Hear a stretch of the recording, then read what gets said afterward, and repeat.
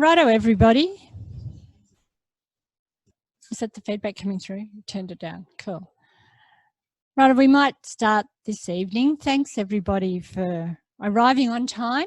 And for those that are still working, beavering away at work, we hope they'll be able to join us soon. We've got quite a number of people attending this evening. We've also got a number of people linking in on the webinar. So we're using a speaker for the speakers so that we can link in and they can hear us as well. If we have questions come through from our webinar people, Sarah's going to indicate those, and we'll check with the presenters whether the questions can be asked at the time. Is that okay? Yeah, generally come through, I think, yeah. And if there's questions from the floor, we might just get the presenter to repeat them so that the people on the webinar will be able to pick them up as well. Right, let's go. Time of day and voluntary assisted dying overview. So welcome. Acknowledgement of country first. I wish to acknowledge and pay my respects to the traditional custodians of this land. I pay my respects to their elders, past, present and future. I would also like to extend my respect and acknowledge any Aboriginal and Torres Strait Islander people that might be present here tonight. My name's Catherine Wilkes. I'm going to be the host for your evening tonight. I'm a Regional Services Officer with Gippsland Primary Health Network, and I cover the Latrobe Bawbaw area. So there's a number of teams. There's one based in Bensdale, there's another down in Wonthaggi area, and then there's one at Traralgon. I think most of you have been greeted at the front door by Michelle, the back door by Michelle, who's indicated where the toilets are. So they're out this way down to the right at the end of the building there. Mobile phones, please turn them off or on silent. We'll be having a short break, 10-minute break at 7:20, just to stretch the legs, grab a glass of water, that sort of stuff. Then we'll be back into it. We might be taking some photographs tonight, so please let me know if you don't feel comfortable, if the camera is pointed in your direction, and we'll be asking permission on the back of our evaluation form as well for that. We are also recording the webinar, so we'll be able to put that up on our website, and I suppose, yeah, both websites will be. So the webinar participants, we've asked them if they can ask their questions via this chat section of their screen. Most people will have already signed the attendance sheet, so that's great. We've got a complete and evaluation form, get you to do that at the end of the evening. Be appreciated if you could do that. Any feedback is well received. We'll also have certificates of attendance that we'll be putting out on the table at the back for you to pick up on your way out. And the presentation will also be available.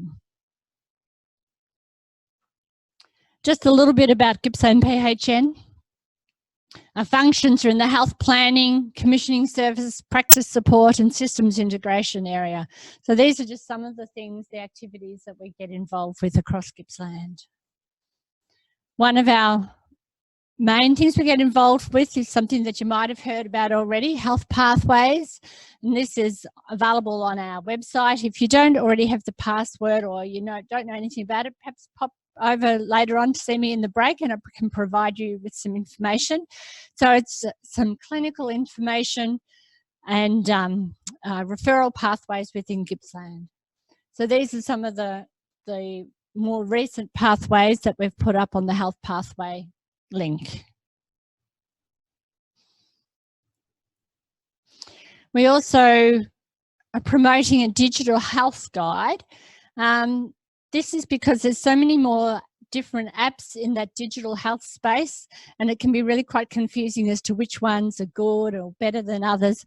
So we have a complimentary digital health guide. And again, if you're interested in that, you can log on to our link into our web page or come and see me during the break and we'll be able to provide you some more information. This is the type of, once you log in, this is the type of information that you'd see. And you can see on this one, this is smiling word.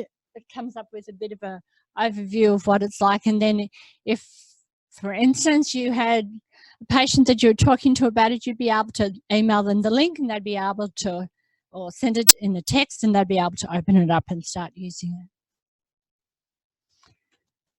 Moving more on to our topic of the night, the time of dying, just some stats on the population health data, deaths in Gippsland.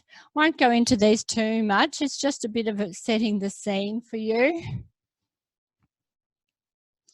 With some top causes of death in Gippsland for males. And then females as well. Hospital admissions, palliative care. That's across the different LGAs in Gippsland. Our sessions for tonight, we've got Melanie Benson, Melanie Van Diemen, who's here already. Thanks, Melanie. Give everyone a wave. Carol's here as well. Yeah, I hope people know Carol already. Just behind you. Yep. And Kelly's on her way. Is that right? Joe. Oh, righto. Joe's here as well. So thank you. To start the evenings, I'll hand the microphone and point over to Carol.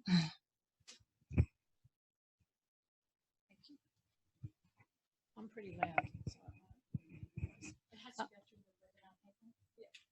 Hello, my name's Carol Barbler. I'm the Palliative Aged Care and Disability Resource Nurse for Gippsland. I work for the Gippsland Region Palliative Care Consortium. I'm also the MND Shared Care Worker for Gippsland. I'd also like to welcome you to tonight's session. This is number 7 of me listening to it, and I have to tell you it gets better every time. So, are there any practice nurses here? Excellent. So everybody else can talk amongst themselves.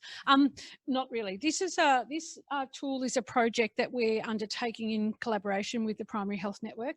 A few years ago, the consortium, along with some partners, developed an after-hours triage tool for nurses to use to assist with after-hours care for people having palliative care. And it's a fantastic tool, but we never completed the project in that we never implemented it. So the current project is actually to look at whether or not it's being used in palliative care services, but to also look at the viability of introducing it into GP practices for nurses to use, whether it's during the day or in the after-hours space. So if you're a practice nurse, your practice manager will have been sent a survey, and we'd really appreciate it if you could have a look at it. It's for the tools for registered nurses. So at this stage, we're actually asking registered nurses who are practice nurses to complete it. The other thing that I wanted to say before we get Melanie Van Diemen going is Sarah's going to bring up the website for the consortium. On Thursday this week, there is a workshop at Traralgon Vineyard. If anybody's got time on Thursday to go to a workshop, it's called a post-pepper workshop, but we're very happy to have people to come. It is a workshop on palliative care that's probably more, it's a step further on than the pepper workshops that are an introductory level. So it's happening on Thursday this week. There's a few places available. It's free.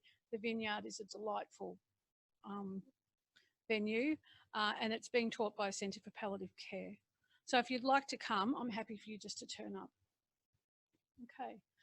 The other thing on our website, if you're not currently getting the newsletter that the consortium puts out every second month, this is where you go to get it. And it'll ensure that you are up to date with any education that's becoming available. Okay, thank you. The other thing that I want to do before I go is talk about La Trobe Community Health. So La Trobe Community Health is the palliative care, community palliative care provider in this region. Are you all aware of how to refer? Yes, so just the 1-800 number, and that will get you put through to ambulatory care, and they will triage and take the details of a person being referred. Okay. But okay, so now for Joe, is that right? Up to Joe.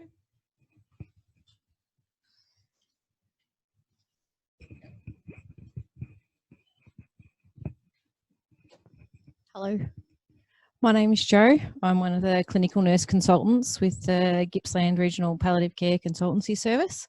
So we're a consultancy service that is based out at LRH Hospital. So we work with the hospital inpatients, but we also service the whole of Gippsland from Warragul all the way up to Mallacoota. Our team consists of, we've got a locum palliative physician, but at the start of the year next year, we're actually going to get 2 permanent palliative care physicians. We've got 2 nurse practitioners who work with us, Irene Murphy and Jenny Tara.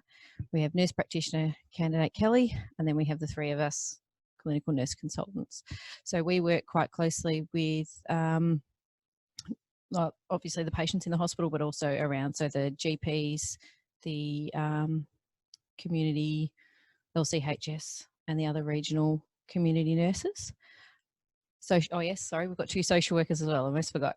So we have 2 social workers who help with bereavement. So we're actually starting to get up trying to work on a bereavement package and a system. And that's us. Oh yeah, sorry.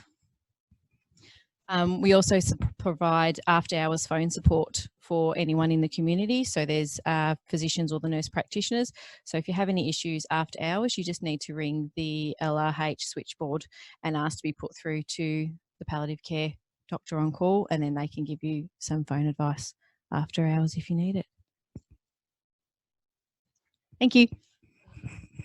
Thank you. Okay, I think we're over to Mel. Thank you.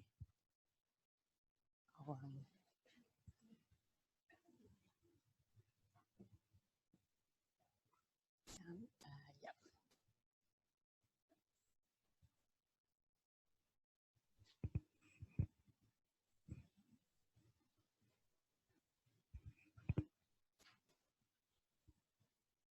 Is there anything before? Sorry. Is that the first slide? Oh, no. Oh, okay. Yep. Yep. There we go. Oh, I can use that to go back. There we go. Okay, excellent. Good evening. We all good? Yes, okay. Thank you very much for having me. My name's Mel. I'm one of the 2 voluntary assisted dying care navigators. My colleague Susan is the other one. She's been to an event down here a few months ago as well, so that name might also be familiar. So I guess by way of an introduction, I am a social worker by background, and most of my clinical experience was in palliative care and ICU.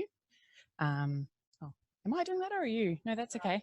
So it's excellent to hear about that you've got bereavement support and social work in the regional PAL care service. That's amazing. So we've got actually probably a little over half an hour now because it's been efficient so far, but do feel free to stop me and ask questions.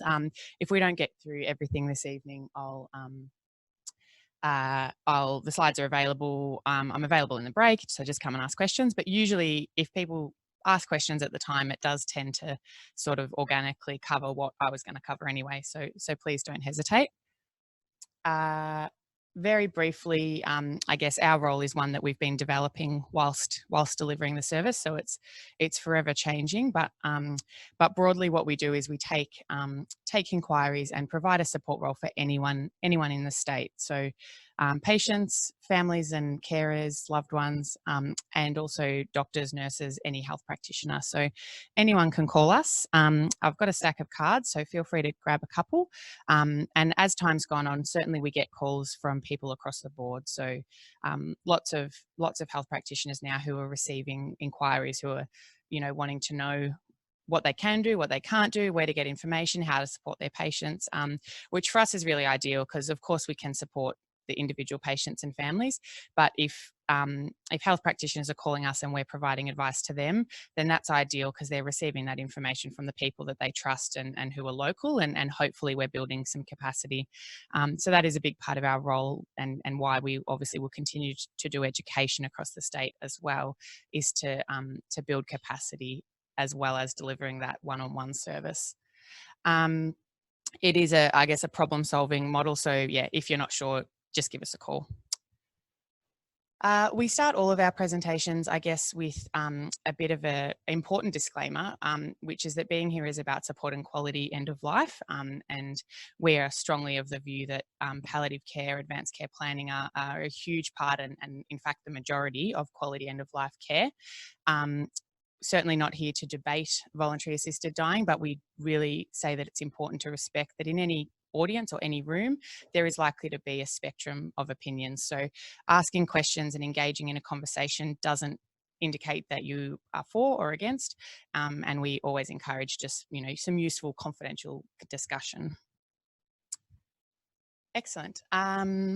So these are the guiding principles of the Act. I won't go through them all except to point out that the second bottom one, genuine choice balanced with safeguards, is the one that I guess we probably come back to the most when people ask questions and say, well, why can I do this or why can't I do this? Often the answer rests in that, which is that in debating the bill and in finalising the legislation and all the rules, often they would come back to, yes, we want this to be genuinely available to people. However, the safeguards around vulnerable populations was very, very important in the, I guess, in the lead up to the implementation. So if you're not sure about something, have a think, is it to do with that one? And it possibly is. So very quickly, make sure that we're all on the same page about the legislation. So you must be an adult, 18 years or more, who lives in Victoria for at least 12 months and an Australian citizen or permanent resident. As we go on, we're learning to ask people about that as soon as we can, because a lot of people in their 80s don't know where their birth certificate is, believe it or not, or even younger than that. And lots of people who have migrated to Australia in the sort of 60s are now in their late 60s and 70s and wanting to access or inquiring about this. And they don't always know how to find their permanent resident paperwork, or they can't quite remember if they became a citizen, that sort of thing. So there's some demographic things that can be quite time consuming in practice to fulfill. They must have capacity, decision-making capacity in relation to voluntary assisted dying. And have a disease or illness that is incurable and expected to cause death. This isn't worded that well. It's expected to cause death within 6 months for everyone, except if you've got a neurodegenerative condition, and then it's 12 months or less. And the final one is that it's causing suffering that cannot be relieved in a manner that the person deems tolerable. So that's a subjective requirement, which is the person can obviously makes that definition about what they see as tolerable or not. I'll just pause for breath. Is there any questions about the criteria? Okay, cool.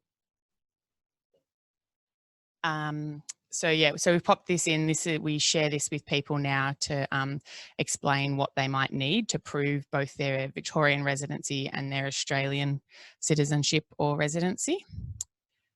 Usually the Victorian one isn't too difficult, but yeah, sometimes if they're trying to deal with immigration for their Australian citizenship, it becomes tricky. This is just, I guess, to set the scene about what we understand from overseas jurisdictions.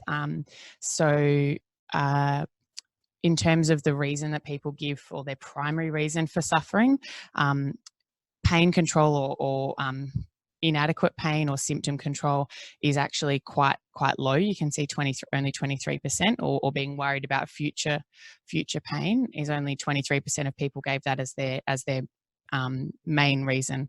So certainly loss of autonomy and I suppose loss of quality of life are the two really key ones. Again, this is from overseas, but it's what we have to compare to at the moment. And I think so far we're probably seeing something similar, even though it's very small numbers at this early stage. And I think the other thing that's important for us to continually be aware of is that third bottom one of being a burden, and 36% of people giving that as their primary reason. So it's obviously hard just from quite individual statements to draw too many conclusions, but I think as a health system overall, that's one of those really important things that we need to never cease to be aware of and be able to explore, because I think it would be disappointing to lots of people if that became a key reason that people wanted to access this. And indeed, it's one of the things that is a really key concern around protecting vulnerable populations. So from the Death with Dignity paper, which is from a Seattle Cancer Hospital, this is a bit of a snapshot of their inquiries. And I guess the main thing I would say is that myself and Susan, the Care Navigator service, tend to operate up at that inquiry level. We're getting people who are calling us, and I can't tell you our numbers off the top of my head, but I would say that I think we're going to see a very similar breakdown, which is that the number of people who inquire compared to the number who ultimately receive a prescription and then take it really does sort of drop off at each stage. So whether they don't actually start, so 44 in this case didn't actually even start the process, and then of those who started it, some chose to not continue or did die during the process, and so that was about half and half, or a bit more than half, that actually got the prescription. So I think, yeah, I won't be surprised to see that our numbers are quite similar to that. So the process. Now, a person needs to ask 3 separate times to a doctor, but in practice, they have usually spoken to people lots more times than this. So, you know, we have had people call us and say, well, I asked my nurse and she gave me your card. Now I've called you, so that's 2. So now I'm up to number 3, which isn't the case. The first request under the law is when a patient sits in front of a doctor and makes a clear request, and that doctor says, I'm willing to be your coordinating doctor. I'm willing to do an assessment for voluntary assisted dying. So that's number 1, and then there's 2 more after that. So by the time they get to that stage, they've often had, you know, conversations with nurses, allied health. They might have spoken to their family.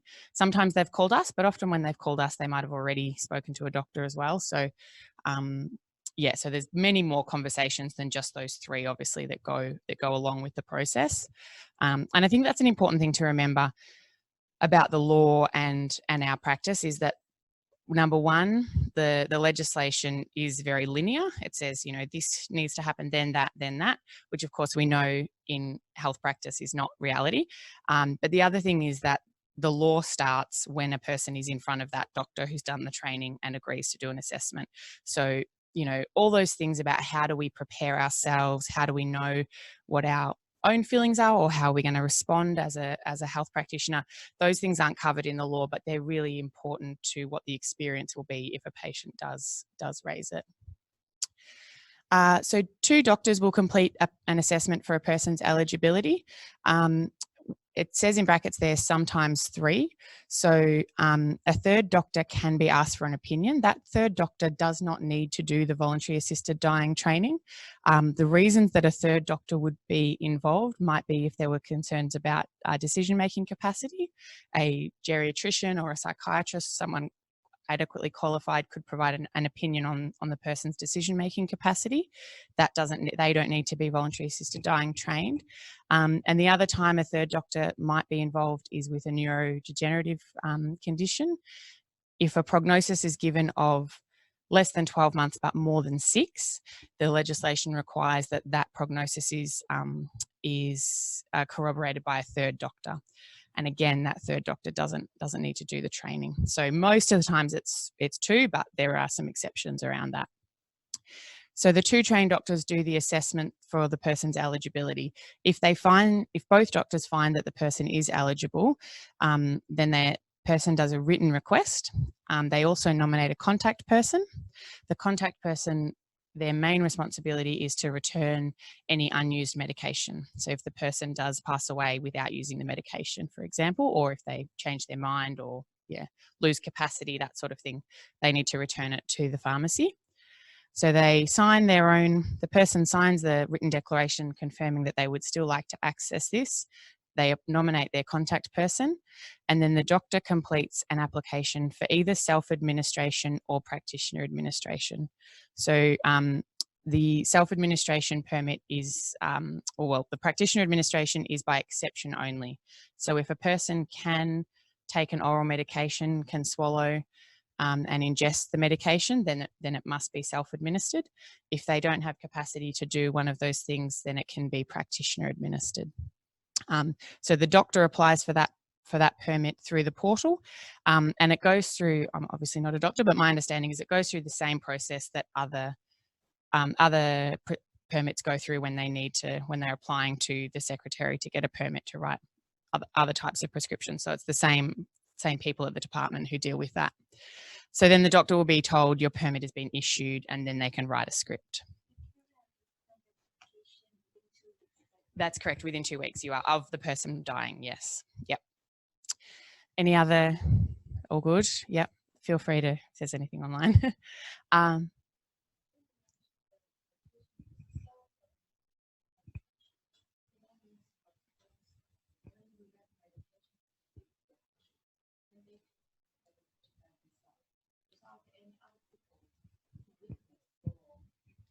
They can, that's correct. So just for online, the question was for self-administration, can the person take the medication by themselves? And the answer is yes, they can. We assume that that won't happen the majority of times, but if they choose to, they could. Now they don't, it'll covered at the end of this slide.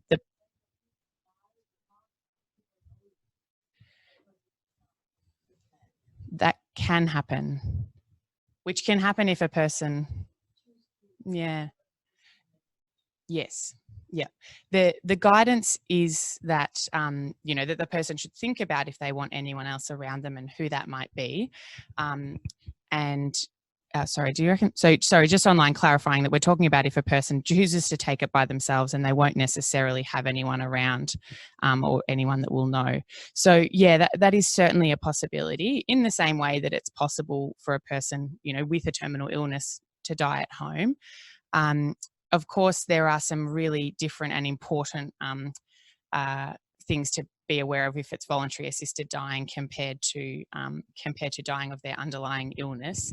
So, you know, who might be coming next, and the fairness of putting them into that situation. So who might be the next person that visits the house. So if we're working with a person and they're making those plans to take medication, we would always encourage a person to think about having someone present and who that might be, but we know that people have varying levels of social support. Yeah, we would never recommend that it happens on its own, but one of the underlying principles of the law is that it is person driven and person led at every stage. So once they have the medication in their possession, it does belong to them. And so what they choose to do with it and when they choose to take it is very much in that person's control. Yeah.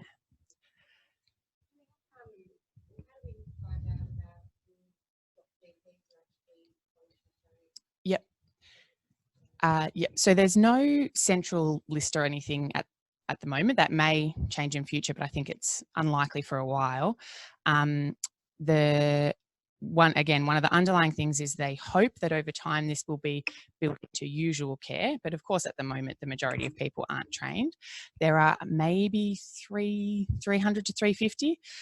The department releases numbers of doctors who have engaged with the training, but it doesn't necessarily mean they've finished it. So in terms of your question, what we encourage people to do is to approach their own GP in the first instance, because most times if people are going to do the training, they do it in response to an individual request.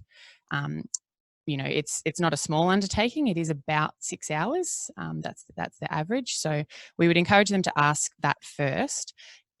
If that GP isn't participating or doesn't have time to do the training or whatever it might be, it's what we're trying to do is find that balance between, again, the person leading it, but not having them have to go around to lots of doctors who all say no, and that's not a nice experience. So if they talk to their own doctor and that person's not participating, hopefully they're aware that there's information, like the doctor or the family become aware that there's information online. So that's when we would really encourage our number or our card to be given out. I was going to say something else. Depending on where the person is, there's local people who have a portfolio, so within hospitals or health services. So if a person calls us and says, you know, I live in Traralgon or Latrobe area, then we would figure out, okay, who do we know in Latrobe who's working in this space?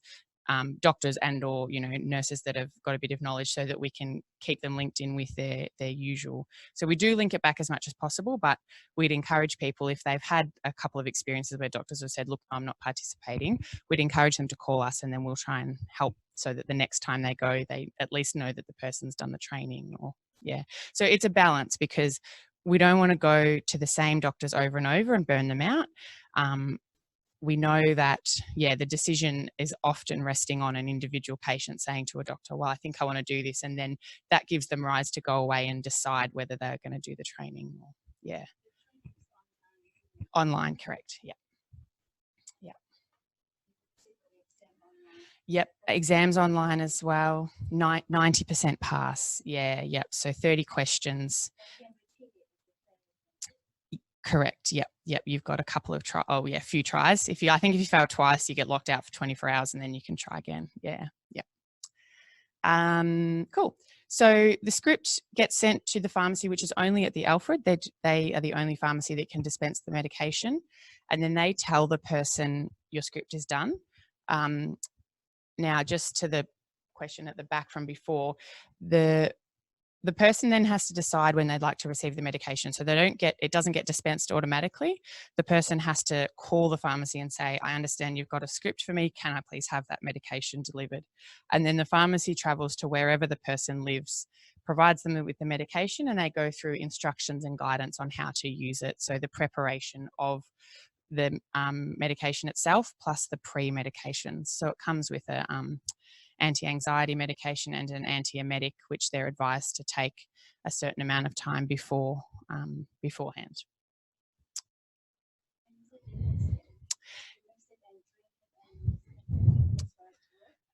Yeah, the timing, I have to think about what the pharmacy says. They're advised to take it as quickly as possible, like within. Yeah, we've been told that. I think that's probably on the quicker side. That we understand that they expect people to be unconscious within 10 minutes or at about 10 minutes. And I think, yeah, their expectation is 30 to maybe 60 minutes that it would take for them to die. But of course, you know, that's again probably as different as have they been eating or drinking, what other medications, what state, what burden of disease. Yeah, all of those things. Absolutely. This is not an important one. Okay, so everyone will know this, but health practitioners are not allowed to raise voluntary assisted dying in the course of providing individual healthcare to a person. So don't initiate. No. Write to your minister. Yeah. Opt out. Yeah. No, exactly. And I think, you know, of course, there's two sides to the scale. This is one of the major safeguards around a person not having it suggested in any way that, you know, yeah, well, you know, and hopefully that's one of the safeguards that the doctors have to sign off that this person has raised it themselves and hasn't been coerced. The other side of that coin, of course, is that, as you say, it means that people aren't aware necessarily that this is an option, and that their ability to access may be influenced by their health literacy or their overall literacy. That's borderline. The policy team at the department have, at the moment, their advice had been to shy away from that, because they're saying the rationale being it's a one-on that, you know, why are they there in that waiting room? They're there to see an individual doctor or have a one-on-one consultation. That's not clear. That's not, you know, clearly written, but that's just the general advice at the moment. The thing that is permissible, I guess, which has been starting to happen, is including voluntary assisted dying in general end-of-life care information. So cancer support groups, carer support groups, those sorts of things. Because it's an education session, it's not an individual consultation. It's absolutely fine to do that. And I think, you know, in fairness, at the moment, I think that's probably where it belongs. And we just have to be careful yeah, I think there's a balance there, because as you said, if people don't know, they can't ask. And there is certainly at times some feeling of stigma, and patients and families having shame around that, which of course we don't want. But, this is what we've got at the moment in terms of the law. So that's what we work with. So it depends on the intention. If another health practitioner becomes aware that a doctor has raised, or that not even a doctor, that anyone has raised it in the course of their healthcare to a patient, if they believe it was done intentionally, they're obliged to report that person to AHPRA. And then,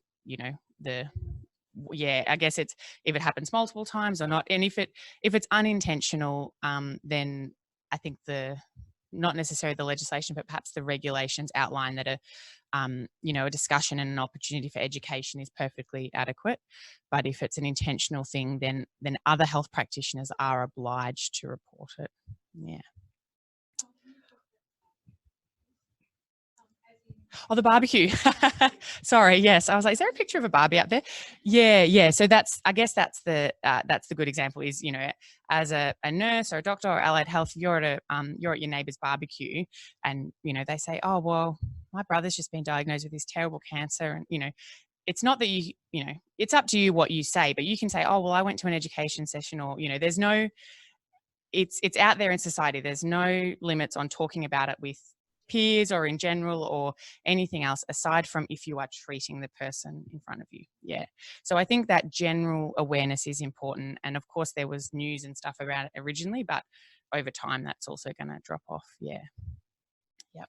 So you can say, I went to this really boring talk on Tuesday night and it was about voluntary assisted dying. So once a person asks, of course you can discuss it. Handing over and things is one of the things I suppose we've covered a little bit. Yep.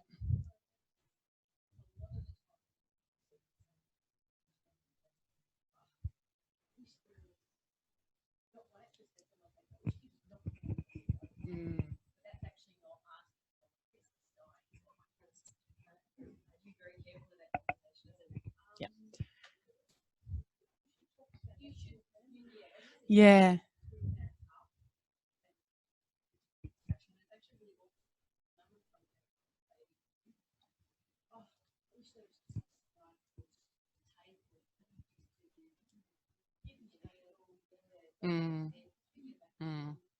It is. Yeah, I agree. And so, sorry for.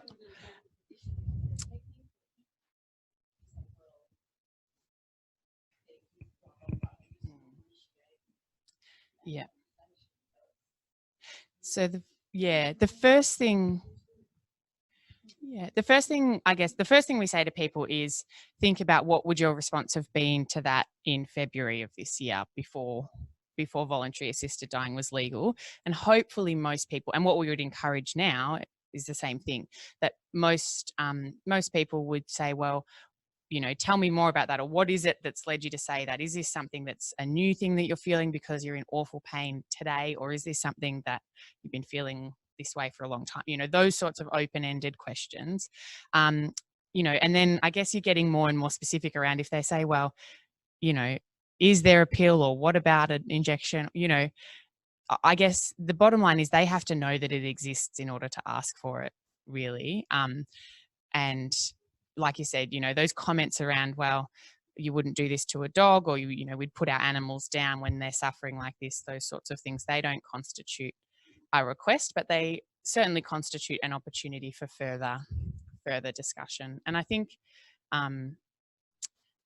in an ideal world, if one of the results of voluntary assisted dying being introduced will be that some of that white noise around it encourages those kinds of conversations and opens them up. Obviously, we've got lots of people in healthcare and not all of them are comfortable talking about death. So, what we don't want is that they say, oh, I can't talk to you about that, it's against the law, or, I'm not allowed to talk to you about that. That's what we're hoping to avoid. But at the moment, the requests people are pretty clear. However, we hope that if there's those ambiguous ones, what it does is open up a discussion around, well, why are you saying these things, and what are your main goals, and what what might change, or what are your preferences, and those sorts of conversations in it. Hopefully that's what happens. I guess the other point around when it does come up is having some kind of, as Jo was just saying, having some kind of planned response, or thinking about how you might go about that. The other thing that I was going to say on that is, you know, once someone does bring it up, if they bring it up with another member of the team, it's absolutely fine to discuss that within the healthcare team and say, Mrs. Jones brought this up with me the other day. I think she is wanting to request voluntary assisted dying. I made her aware that she needs to raise it with her doctor. She may or may not bring it up. And so, you know, hopefully normalising some of those conversations. And we encourage people, if it's a nurse or an allied health practitioner, they say, well, what do we do? Because we want to follow it up for the patient. Our general advice is to say, look, you can bring it up with your doctor. They won't bring it up with you. But if you're happy, you know, the same way that consent would work for any other patient preference, you know, you can say to the patient, if you're happy for me to, I can relay to the doctor that we've had this conversation, so that when they come to see you, it's not a surprise if you bring it up with them. So the doctor knows the person might bring it up, and the person knows that the doctor's aware. So they at least feel like they're, you know, they're contained a little bit. So that's absolutely fine. And I guess some experiences around those, how that might work in practice, will be, hopefully we'll get to know a bit more about that in the next few months, and how that experience is both for the healthcare teams and for the patient. This is a acronym which you're welcome to use or not. We found it quite helpful, which it was developed by St John of God, so we use it with their permission. But I guess it's a bit of a guidance for, you know, Jo's example just now around people will often say quite vague things. So clarifying, tell me a bit more about what you mean, or what are you asking about? If it's a really clear request for voluntary assisted dying, acknowledging that this is a difficult thing, and I guess providing some containment for that person. The things that we've been told about so far that have resulted in poor experiences are not when a person isn't going to be involved or that sort of thing. It's when they feel like they got a bit of a blank wall. And often that will be because someone was taken aback and they just didn't, you know, they were surprised and shocked. But just having any kind of one-liner to acknowledge that this person has raised something quite difficult with you. And that isn't a commitment to do anything else. It's purely an acknowledgement. And then the response will differ depending on what you as a healthcare practitioner and as a person feels comfortable with. So if you think, no, I can't have this conversation, then that's what you say. I'm not the right person. I can try to find someone who is. You might refer them within health services if you've got someone. You might give them our card. And then, you know, as I said, so you can escalate it, you can provide written resources. So yeah, we think it's handy, but feel free to use it if you'd like to. I might skip over this one. Just kind of covered it. So our advice at the moment, which sounds a bit contradictory given the requirements around prognosis and things, but we learnt really quickly that because this is highly regulated and you know, quite a bureaucratic process at times, that it does take many weeks. And so if people are trying to access this when they're starting to get quite unwell, it's burdensome, and it can create more anxiety around, I want to access this, but I can't, and there's stalls. And also because there are some trained doctors, but there's not heaps. If you can't travel to an appointment, takes longer to try and find a doctor who can do a home visit. So what we say to people, and generally the education we're giving, is if a person's thinking about it, to say to their doctor, well, when the time comes, would you consider this? And really what that does is puts control back in the patient's, you know, hands, in that they can think, all right, well, my doctor isn't participating or they're not planning to, but I've got an excellent relationship and actually that's okay. Then the person has had control over that decision. Or they think, well, I'm going to maintain that great relationship, but also I do want to try and develop a relationship with someone who is trained or who would consider it. We know of a number of GP clinics who have one trained doctor, because it is a bit cumbersome, as we said. So, and they have said within that practice, if patients ask other GPs, that they're willing to take those referrals and manage it as a practice. Any questions or all good? I'll fly through the last few bits so that before the break. So there's one-page information that we give to patients or people to take with them to see if their doctors are willing to participate. They can contact the navigators. Now that 1 to 2 weeks we say that to allow 1 to 2 weeks for the training.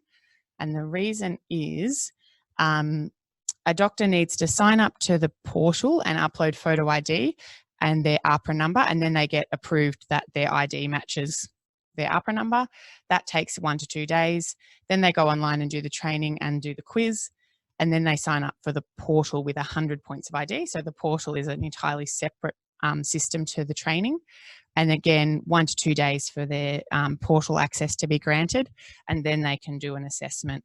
So we say that 1 to 2 weeks because, you know, life gets in the way, and often people are doing training. Maybe they might do a couple of hours online, so they can break it up into chunks.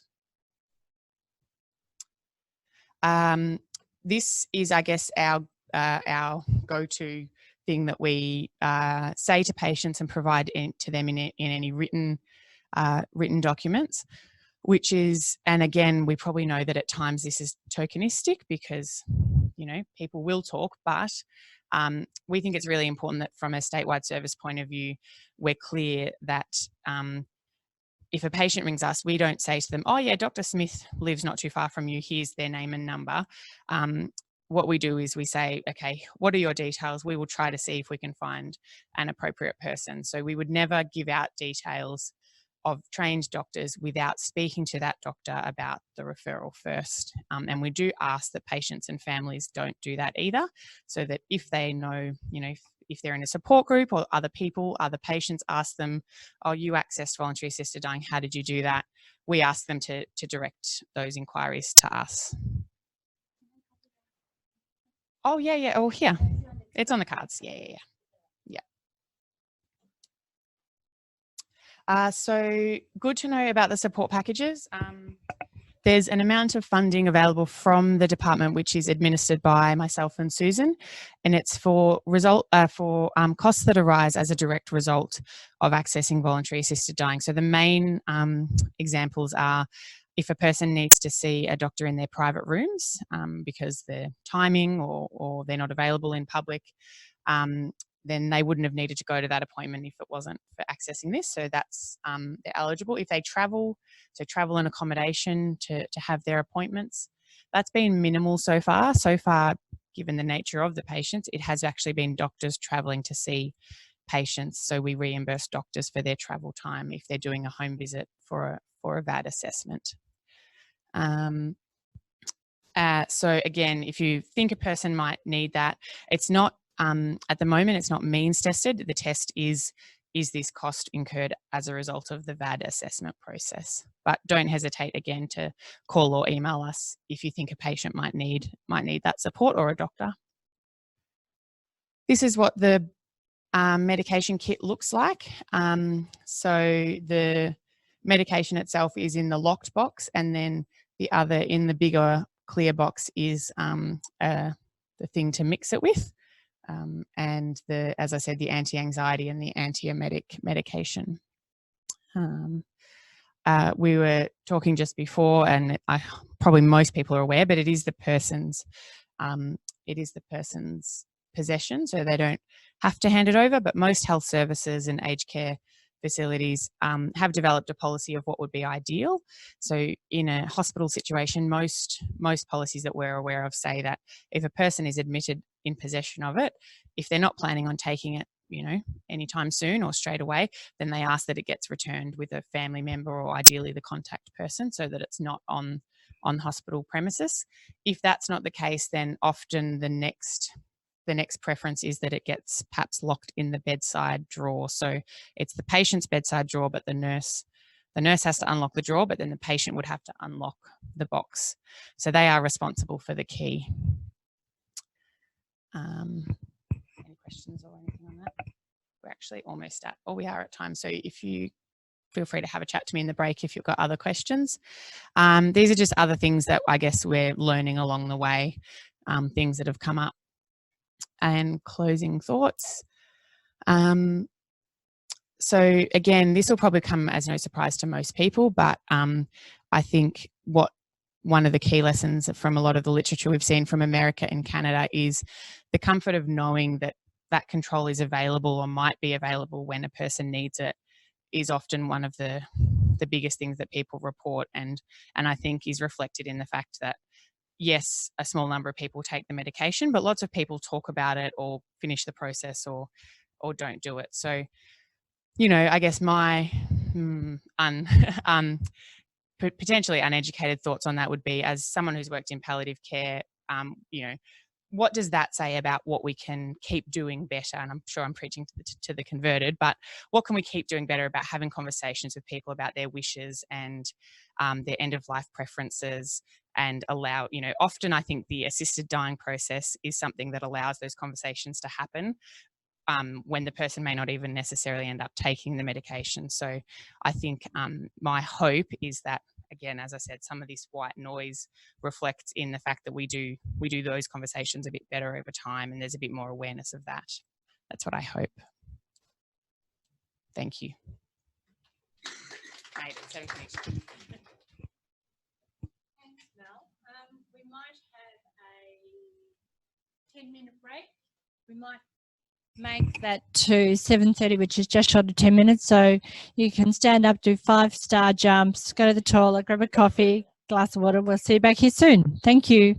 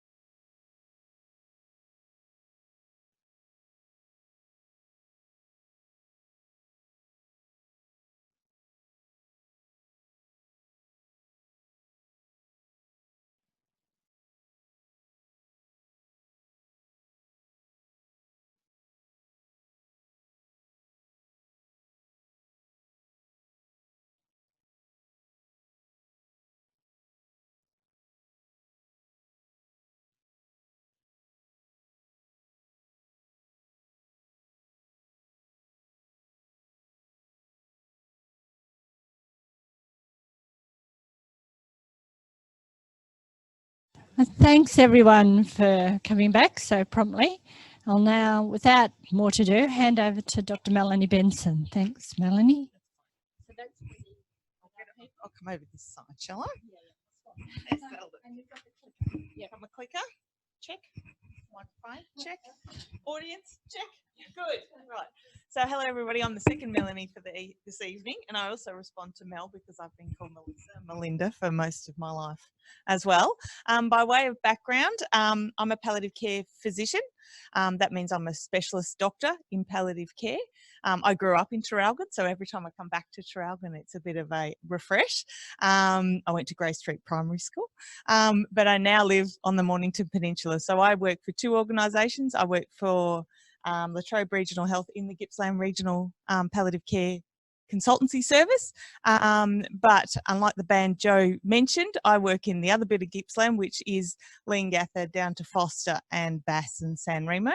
And I also work at Peninsula Health. So I work in the consultancy service at that hospital and at the palliative care unit there as well. We've been doing a lot of, this is my 7th talk on the topic, but this is my 3rd talk in the context of voluntary assisted dying and sharing that space with a different concept and a different approach to end of life care. So my focus will be on the time of dying.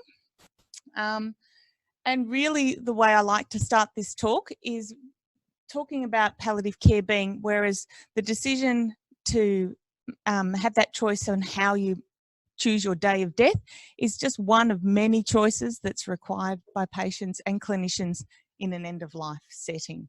And so palliative care is really about being there from the beginning of the end, and that can be from the diagnosis of a life-threatening illness right through to the end, however that may present itself. And I think this slide I've nicked from something I use for the medical students, and it means that it's never using the phrase there's nothing more we can do, because there's always a lot we can do. And I hear that phrase probably once a week, and it makes my eye twitch, because I think it leaves patients with a huge sense of abandonment when their clinicians say that to them. And it makes them feel like a burden on the health system and to their family, which is the one thing we want to avoid. But it's actually not true. There is a lot of things that we can do for people approaching the end of their life. So palliative care is broad. What we're talking about tonight is the time of dying, the time of death, and the time around that. But palliative care is a lot bigger than that, and I just wanted to say that before we jumped into the narrow end, the pointy end. Palliative care, as we'll talk about in a minute, is very much about from the time when people are diagnosed with a life-threatening illness. Now that could be for someone with COPD or congestive cardiac failure 5 years, 10 years. For somebody with pancreatic cancer, that might be less than a year. But that's still months, longer than the prognosis that we're talking about. So what often happens is that we have what's called a palliative approach. So palliative care doesn't start the minute there are no other treatment options. It's very much about an approach, and the palliative approach is really about improving quality of life, carer support, symptom support with people with an incurable illness through the early identification of any problems that may be impacting on that. The contrast to that, and so people might still be having their chemotherapy, their radiotherapy, they may be still having BiPAP for respiratory support for their COPD, they may still go into, you know, high dependency units and come out and still be palliative care patients. So being involved with palliative care doesn't mean all of that stuff stops when we have early referrals. The contrast to that, a subset of our patients, of course, is terminal care or the care of the imminently dying. And what we're talking about when we talk about terminal care is people who are really in the last week or so of life, or care of the imminently dying is people in the last hours to days of life. And so that's an important distinction. Palliative care has a broad patient population. So this is the WHO definition of palliative care, and the bullet points you'll see there is very much, it's about relief of physical symptoms, which as a doctor I end up being much more focused on, with the rest of my team focusing on the breadth of all the other things we talk about. It's about regarding dying as a normal process and a part of life. I think the core difference is that palliative care is not about hastening or postponing death, and that may be where the philosophical differences or contrasting approaches with voluntary assisted dying come in. It's very much more about the psychological and spiritual aspects of care, focusing on the living until we die, offering a support system, a team approach, about enhancing quality of life regardless of prognosis. And as I've said already, it's very much applicable in the early course of illnesses. And certainly there's still a lot of stigma out there about palliative care and pushing away referrals to palliative care because it means imminent death is approaching, which we'll talk about soon. So if we start to talk a little bit more about the time of dying, we really do have one chance to make it the best day it could possibly be. So there's only one day, 2 days in our life where we're not here for 24 hours. The day we come into this world and the day we come out of this world. Now, however we choose that day, whether we enter the world, and there's the bookends of life, the people have heard me talk about this before.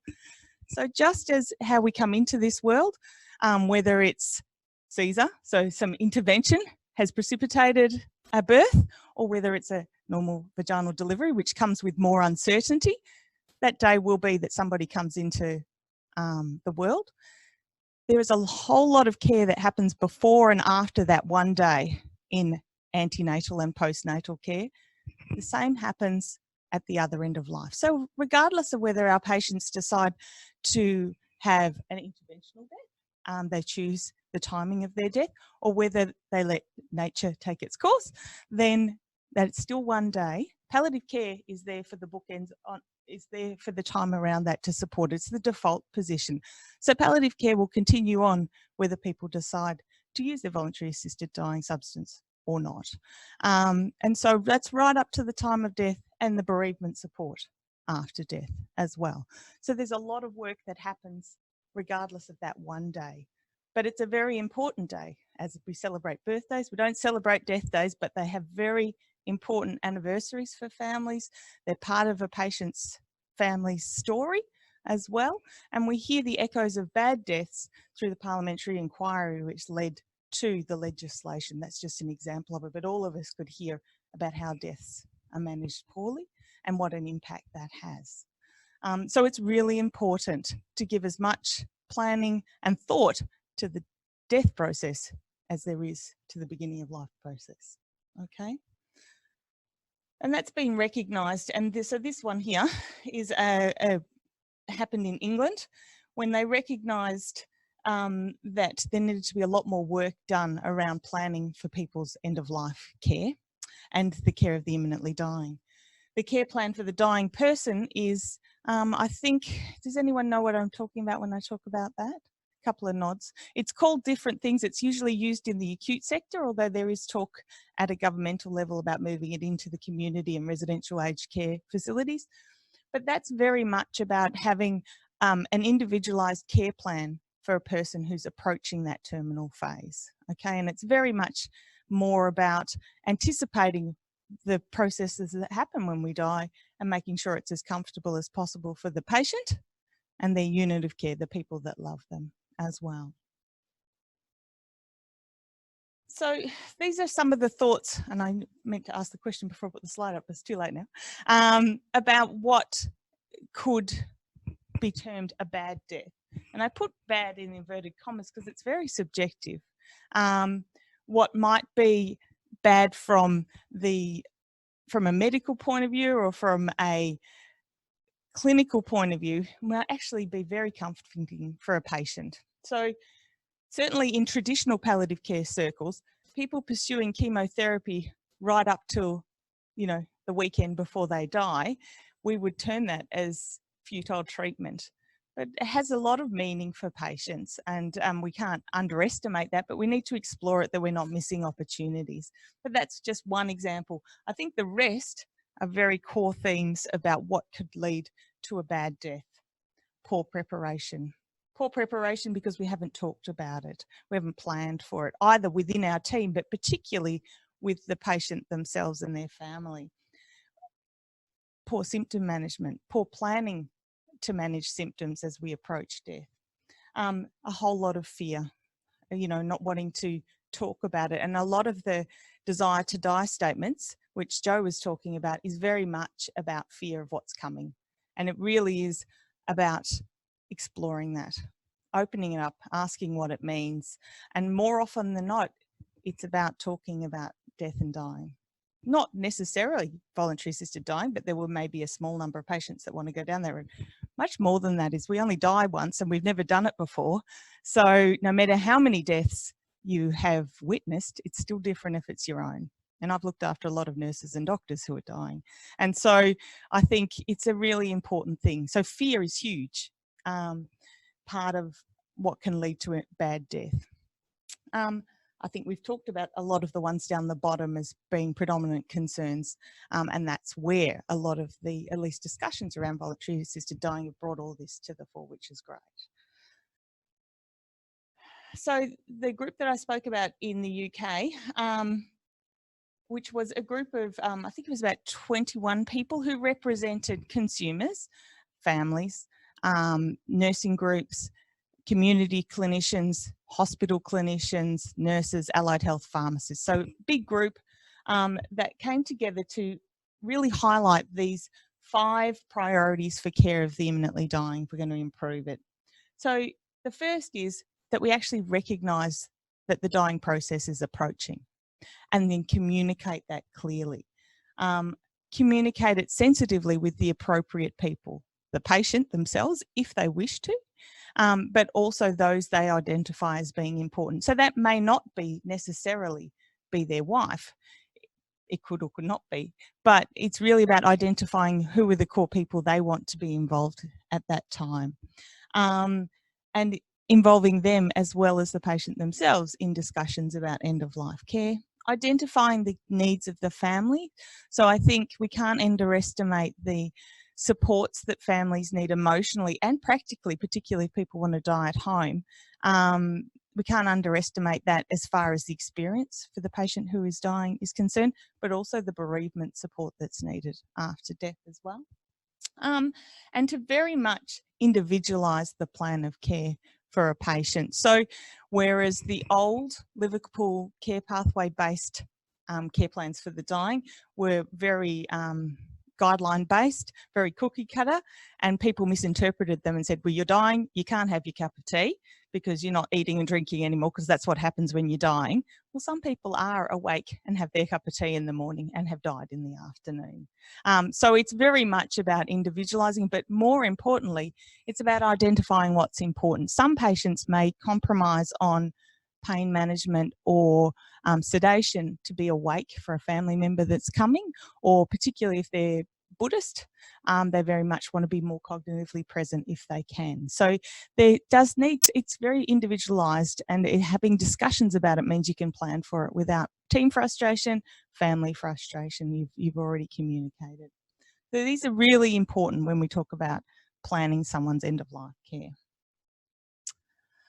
So there's very little literature about what is a good death, but this group, and it galls me to say it was the geriatrics group rather than a palliative care group that came up with it, but it's and a psychogeries group, which is a group that is obviously a very complex patient population to look after. But they've done a lit review, and none of this will be very surprising. This is what patients have said is important: symptoms well managed, emotional well-being attended to, support for family, attention to dignity and what that means, really a sense of life completion, a focus on quality of life, acknowledging religiosity and spirituality if that's important, treatment preferences are met, preferences for death are met. So before June, it was very much about place of care. We would be asking people where they wanted to be cared for, and also asking the question,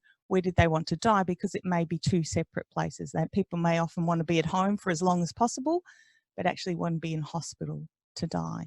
And that's one of the interesting things with voluntary assisted dying that has come up, is people who have identified that they're going to take the substance, but they don't want to do it at home.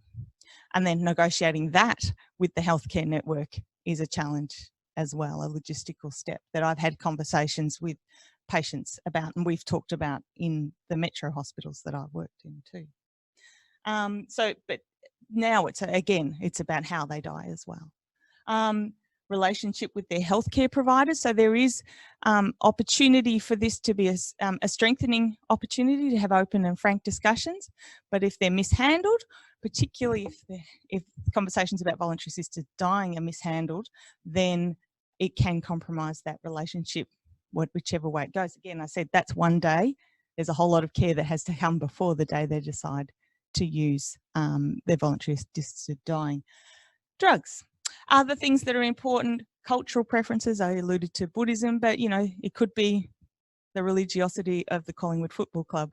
So, if people really have strong affinities, it's good to know them. I mean, I think if people want to die at home with their corgi on their lap, in the recliner on the front veranda, if we don't tell them that the dying process is approaching, there's no opportunity to get them out of hospital to be at home to die.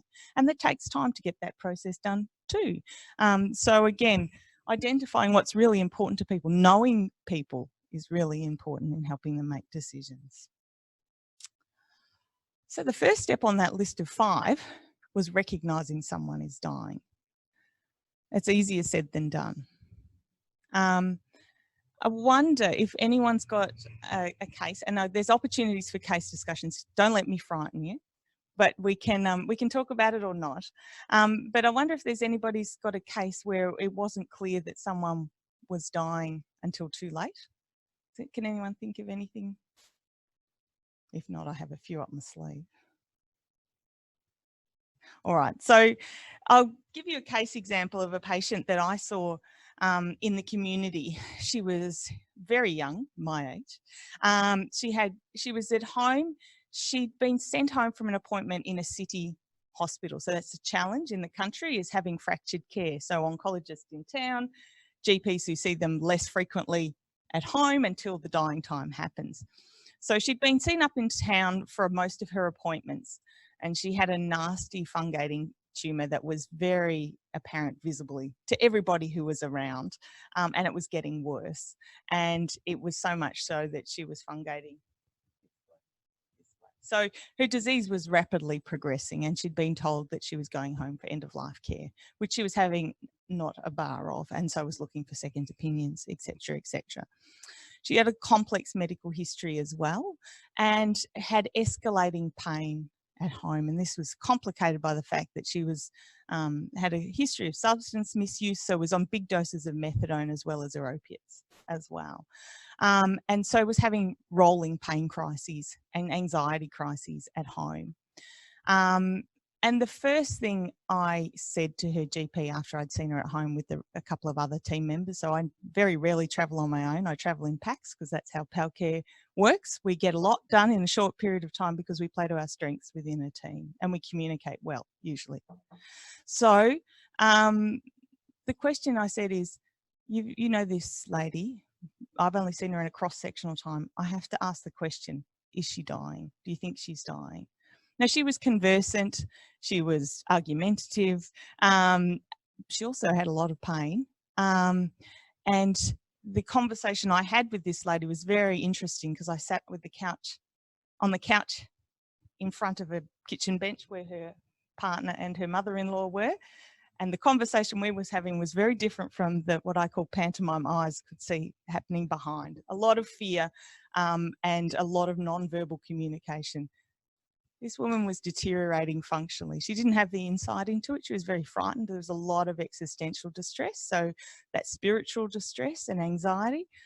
But the reality was the admission that was for pain control was really an admission for terminal care more than anything else. Now, there was a lot of complicating factors in there that she just put up barriers that didn't want to have the conversation. But if we pushed it, we probably would have made her symptoms worse, because some people die not wanting to know, and that's okay as long as the team is aware of what's going on and family members that they have identified. And we said that to her at the time, said, I hear that you don't want to talk about some of your aspects of care, but do you mind if we speak to your husband? And she was fine with that.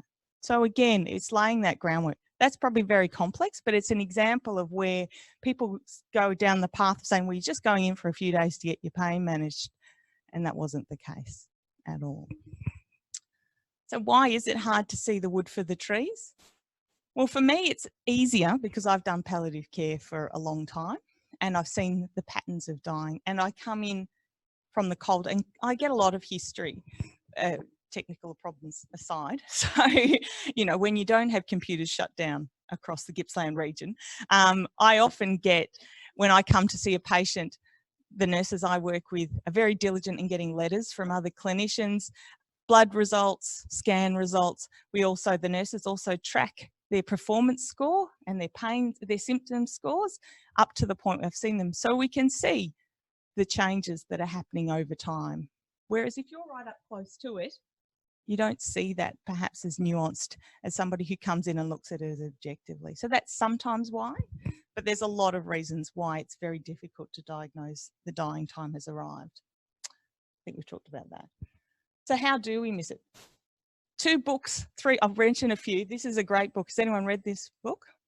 Galls me that it was written by a surgeon, but it's a great book. So he's a surgeon in the US.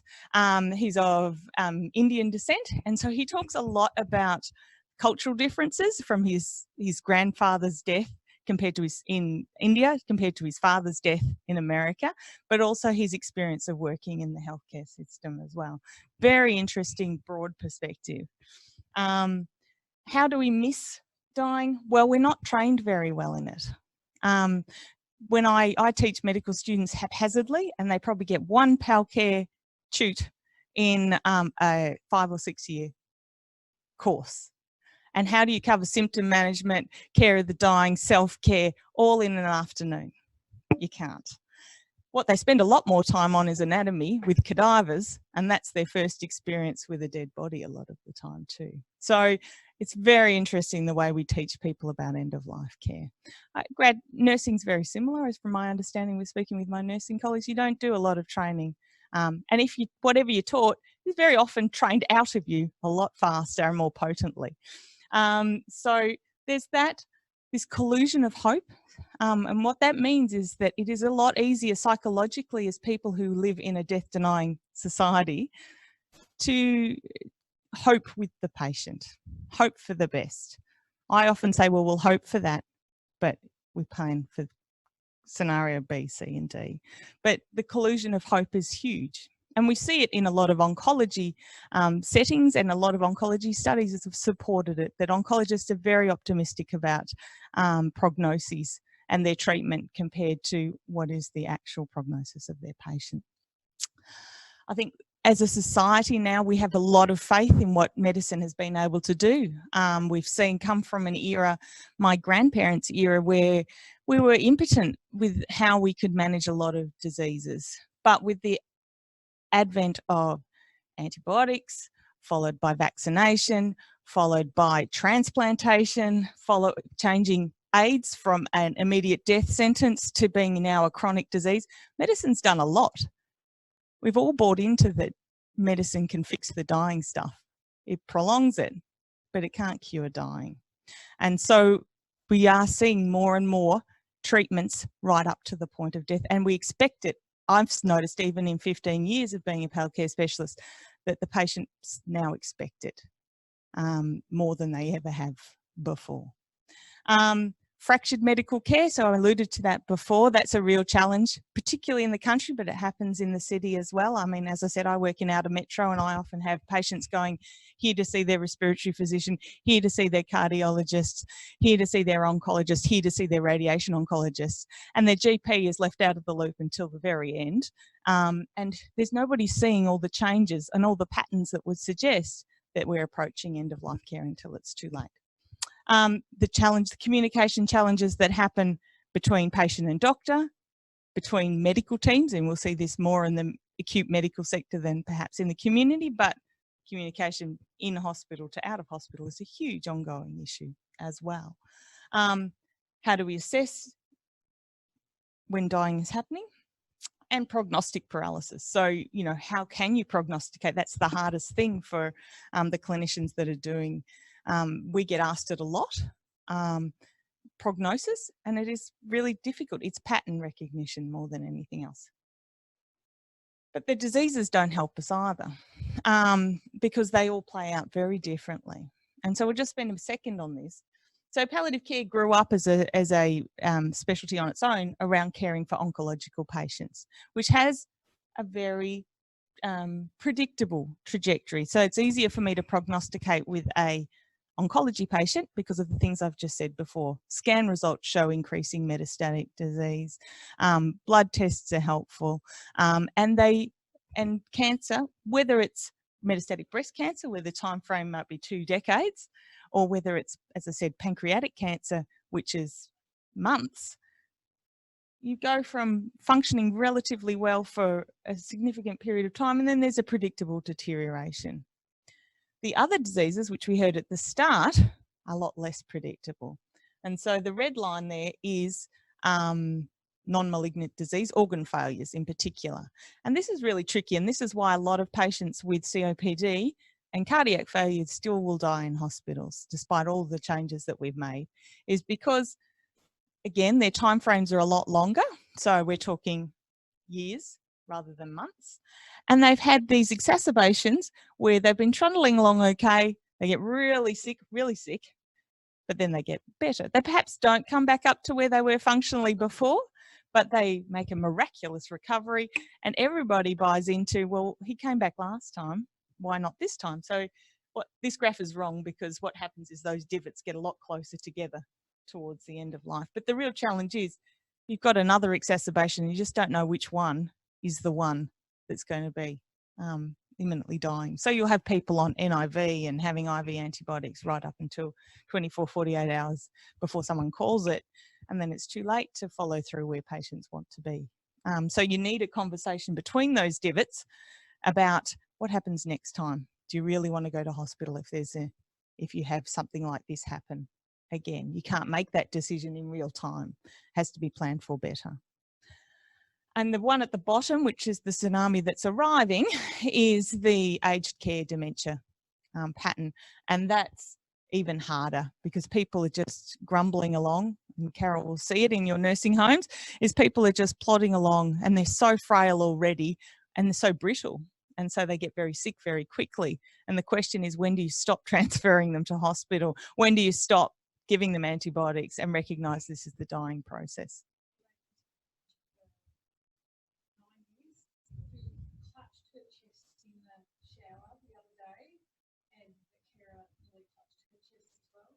She was for assessment, but not for resuscitation. What she moved to hospital, and they thought, I'm just going to see how she is. And this is she just, all right now, and came back to the aged care facility, basically the same age. So it's challenging. It's really challenging, and these guys are in the loop, and they get on the conveyor belt, the medical conveyor belt, as I call it. The minute they're in ED, then it just goes on. So it's challenging to pick it. But I'm assuming the royal we, is everybody in the room medically trained or nursing trained, clinical? Yeah. So those of us who are clinically trained, I should say, are trained in pattern recognition. But we see it in the social sciences as well, and psychology. There's certainly pattern recognition there. We're human beings are pattern. We try to contain our world by pattern recognition. That's what language is. That's what counting is. So we can do pattern recognition very nicely. And I've shown you the pattern of how the diseases play out. If you take a step back and look at someone's history, not just their admission in hospital, but look at their history, then you've got a story there in itself. So these are the things the collection of things that make you think, could this be dying? And that's the most important question to ask. The question may be not yet, but it is important to ask the question first. Could they be dying?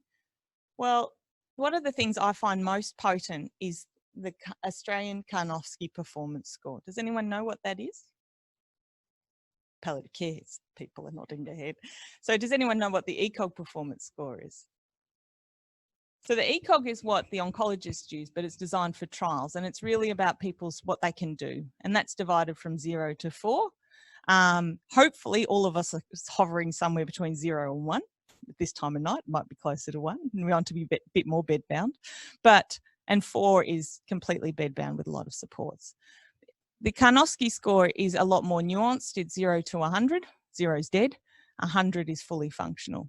Now, if that's done with each community nursing visit, or in hospital at each visit, or at each GP visit, if you did a Karnofsky score and then you mapped it at some point, you could, if you were having a conversation with a patient about their prognosis and you could see that their functional status is coming down like this, then that tells a story in its own right as to where you're heading.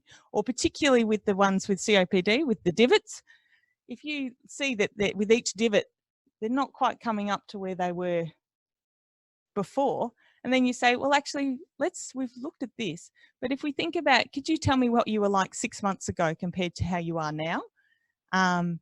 If the patient recognises that, or their family, that is more potent than any number, arbitrary number that a doctor can give, and is often wrong. I don't give numbers anymore because I'm often wrong.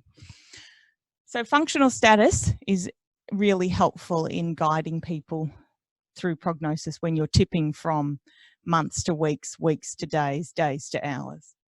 Noticing the change. What the patients feel is more fatigued. And like the start of life, they start needing more naps and have less awake periods. So it's the mirror of the other end of life. Eating. So they're eating a bit like kids too. My kids are now primary school, but I'll keep coming back to it. It's a lot more grazing. So we go from the meals, how we eat them as adults, to then we start eating less, but eating perhaps grazing throughout the day, and perhaps a finer palette of less things that they want to tolerate. So anorexia. Central changes as we're approaching to days. Some people, as I said before, can be very alert right to the end of their life. Most have changing consciousness and cognition. And that's the challenge if voluntary assisted dying or any dying conversations are left too late, is that things change very quickly, medications or not. And there's certainly a case I talked about in one of my team meetings this morning was about somebody who had a voluntary assisted dying conversation one day and was actively dying the next. And so those conversations had started too late. And we see that in a PAL care setting a lot. Can't tell you the number of wills we do in a palliative care unit when people have had a diagnosis for years. It's just human nature. It's the real challenge. But towards the end of life, so that needing to rest then becomes periods of less consciousness. Some people do get confused, some don't. Some, of course, with between changing consciousness and functional status, falls risks escalate as we approach the end of life. Urinary symptoms, people still pass urine right up until the end of their life, even if they're just taking sips of fluid, it might be less. Very few people become anuric unless they've got fulminant renal failure.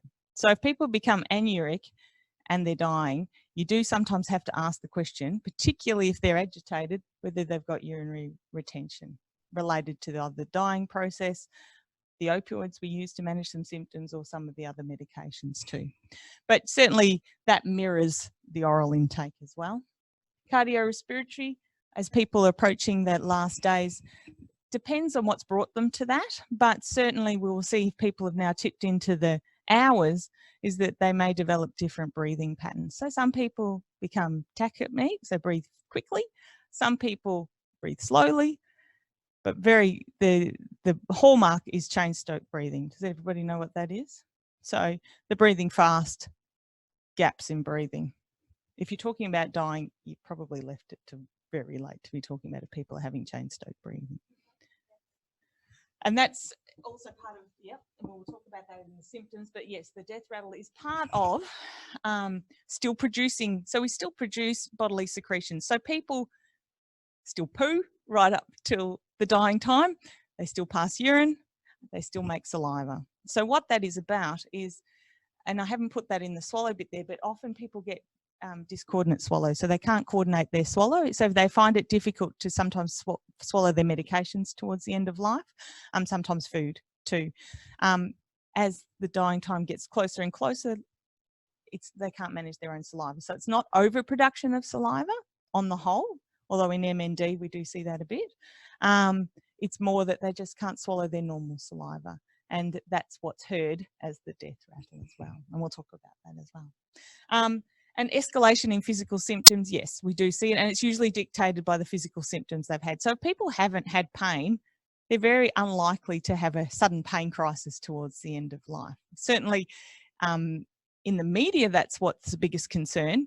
But as we've already said, and certainly there was Peacock data, which is Palliative Care Outcome Collaborative, which is a big statistical collecting service that we do, specialist palliative care services do through the University of Wollongong. And it shows that a lot of people have their symptoms well managed towards the end of life. But we do know that people who have got existing symptoms, they do need bigger doses of medication to manage those symptoms. So if they've got COPD or a lung cancer, breathlessness is the biggest symptom that escalates towards the end of life.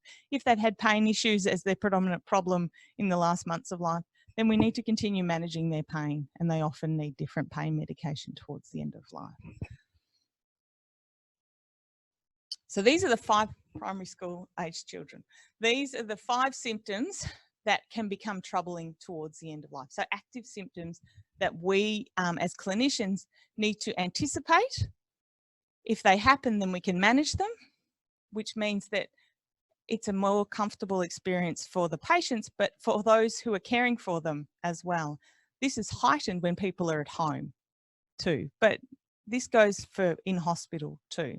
So the 5 symptoms that we need to make sure that we've anticipated that there are medications available for are pain, nausea, dyspnea, respiratory secretions, and the big one is delirium. So these are the 5 symptoms that, if not controlled or not anticipated, could become a problem, can become a big problem, and mean people who want to die at home, if they don't have the medication plan or the symptom management plan at home, will end up in the emergency department, which is what we don't want if they want to die at home.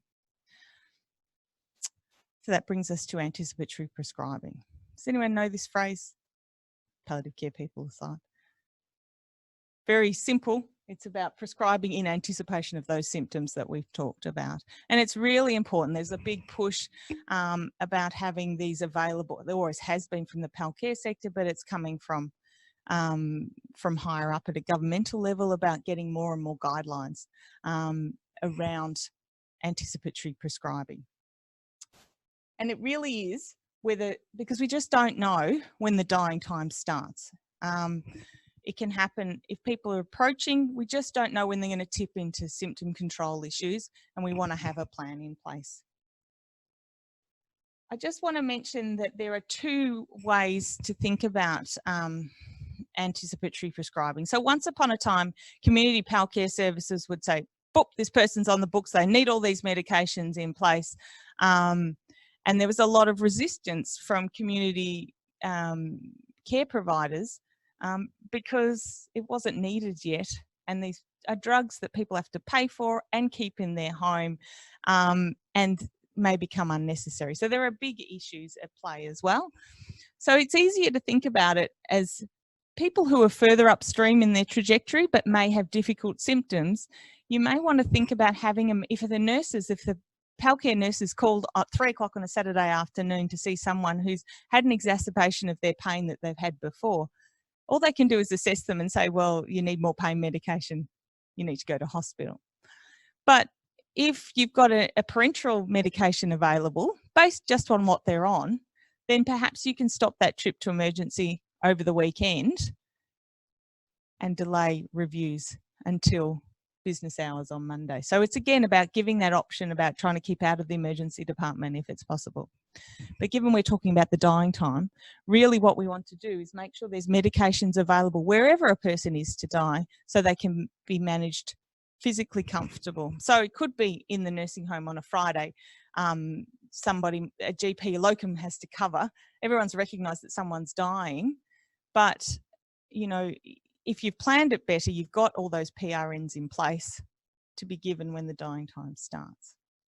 At home, it's much the same. You need to be able to make sure that the medications are available. If someone has been going along okay, but then develops vomiting and can't swallow their medications, so then they could start developing pain and they're already nauseated. So to have medications in place so people aren't being moved away from their place of care.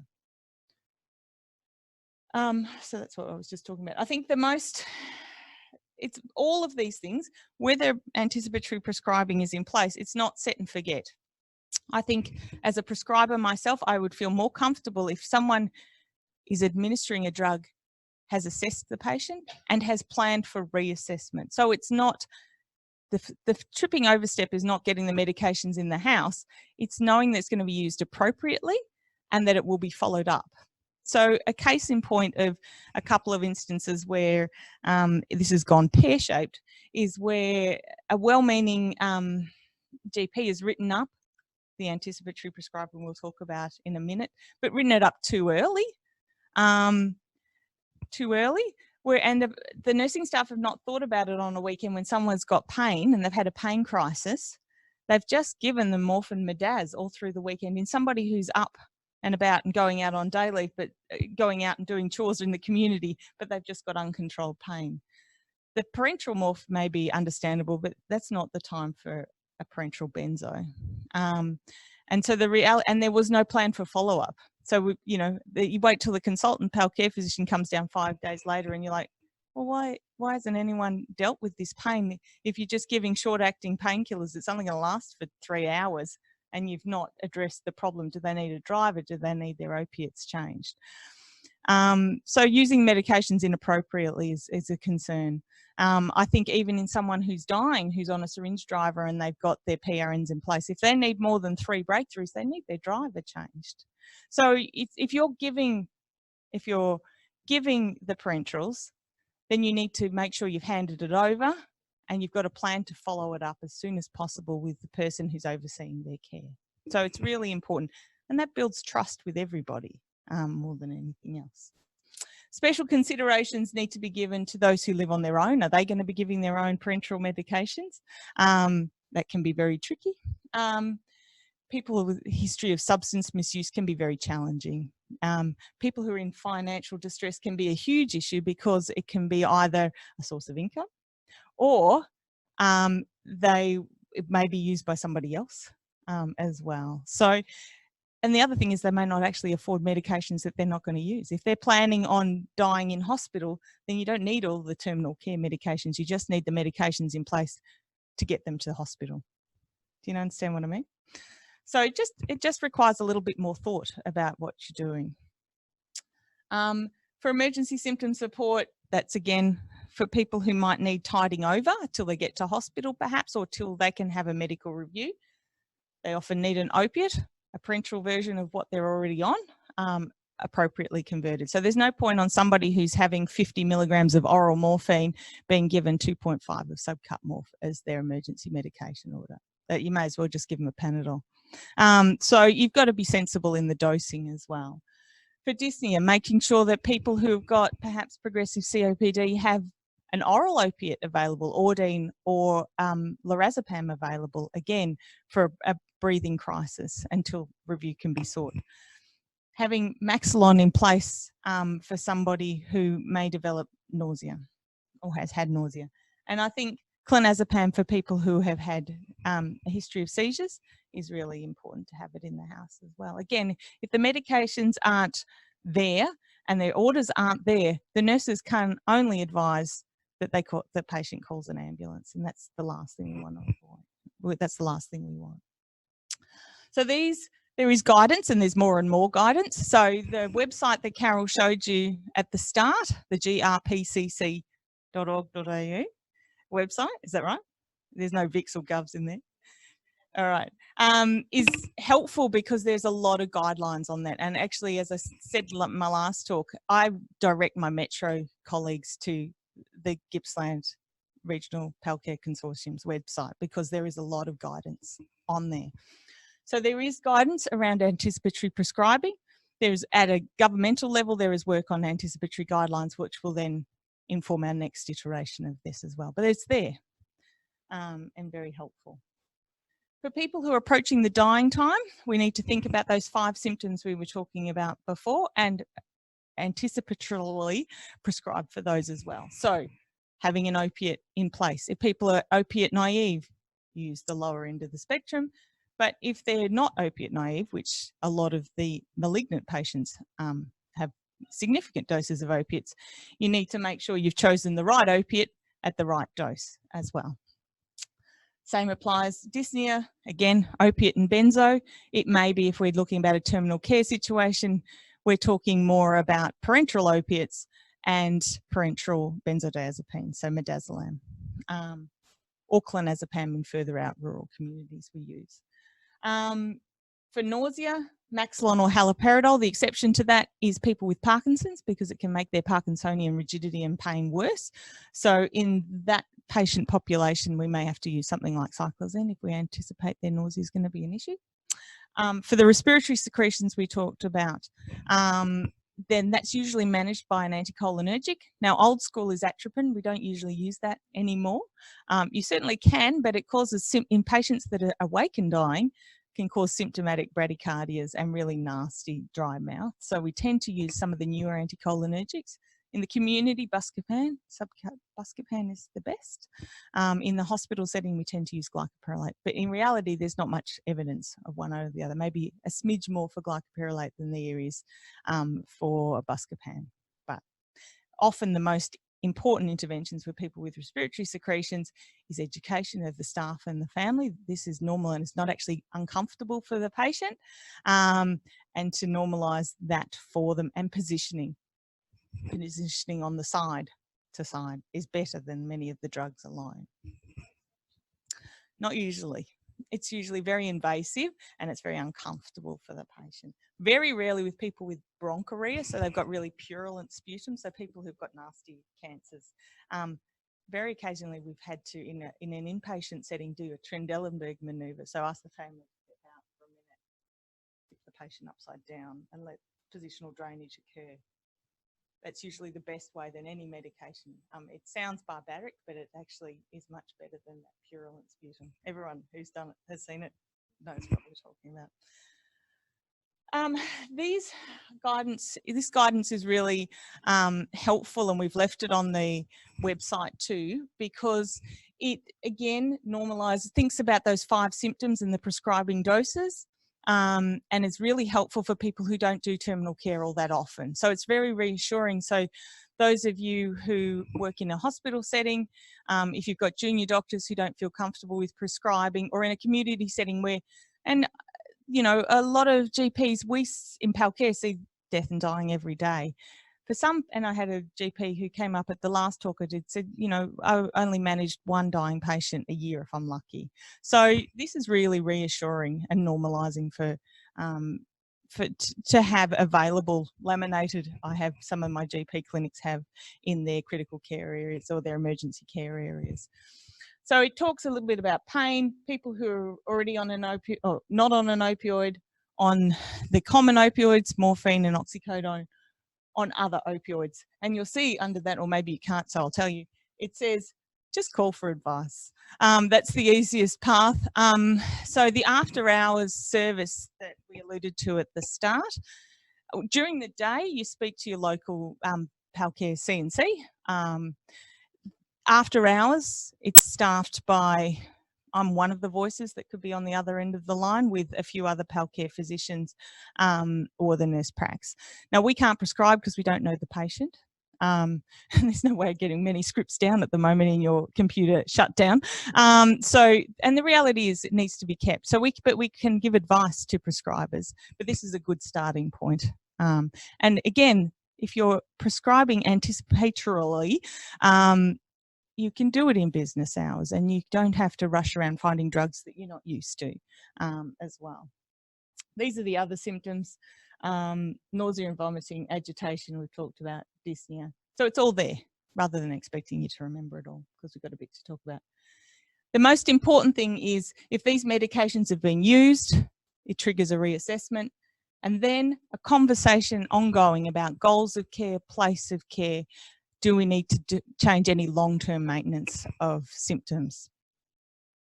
Any questions about that?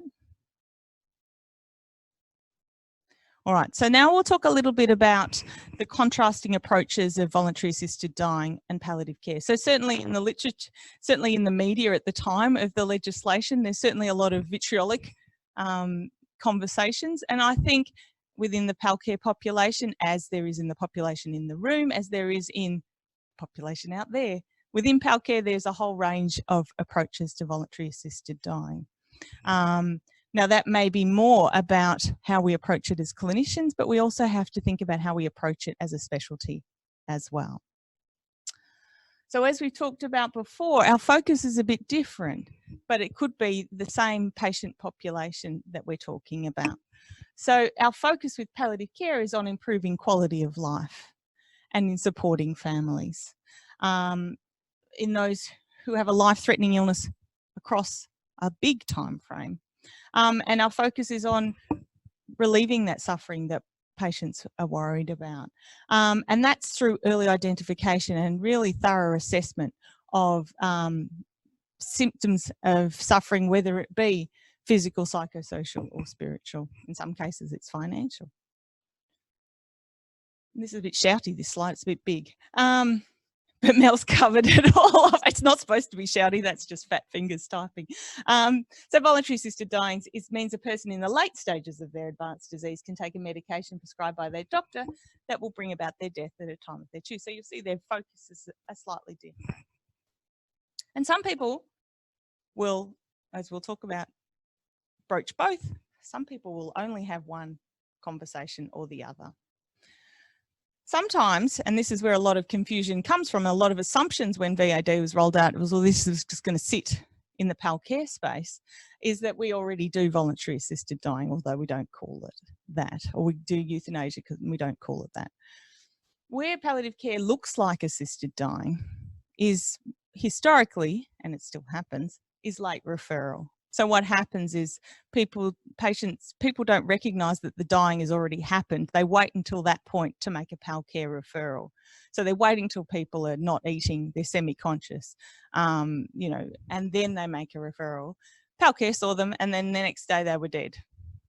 And so that becomes a self-fulfilling prophecy. People leave referrals till later and it just keeps going on and on. Whereas there's enough studies now that show that early intervention PALCare can actually prolong people's lives by having appropriate discussions about stopping inappropriate treatments, making sure people are doing what they want to be doing, making sure their symptoms are well attended to so they don't develop pneumonia or PEs, pressure sores, etc., etc. So again, that's where it's different. I think a more tricky one is palliative sedation. Does anyone know what I mean by palliative sedation? PALCare heads will nod.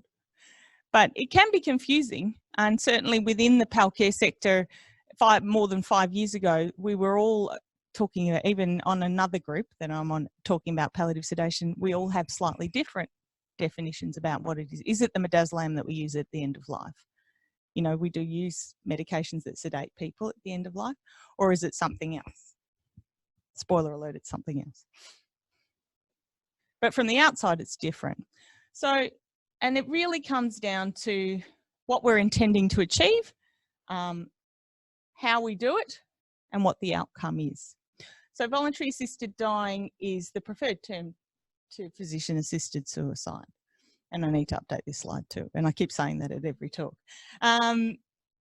So the difference is voluntary assisted dying, the intent is to provide a medication that will cause the death of the patient, hopefully in a prompt manner, that won't cause any symptom distress to the patient. And if you ever did a QI study, it would be that it has worked effectively and worked quickly. Palliative sedation, which I'll talk about in a minute, is about tackling those symptoms that have not been able to be managed in any other way. So that's not just saying someone's got pain, but they've got pain that's refractory to many medications, and many conversations have been had amongst many health professionals about managing that pain. So to relieve that previously unrelieved symptom, to achieve a level of sedation that relieves the symptoms. So not to sedate them until death, but to sedate them until they don't feel their symptoms anymore. For some people, say if it's dyspnea, it may be just a bit of a twilight sedation. So they're just a bit chilled, and that's enough sedation to relieve the anxiety component of their dyspnea. For other patients, they need to be sedated to deep unconsciousness, particularly if they've got, and when we do that intentionally, it's usually people who are fitting uncontrollably, or they've got a really agitated delirium, which is really distressing for them physically and is really dangerous for everybody who's watching and trying to manage them as well. And again, your outcome, your successful outcome is not death, because you're doing it in a time frame where people are dying anyway, but actually you've resolved that symptom, and death can happen at any time after that. But you can see to people who, if you haven't had a proper conversation about it, it would look like that if you're doing this in the context of somebody who's already dying, that you've created a scenario where you've killed someone. So there's a lot of work about teasing out the differences here.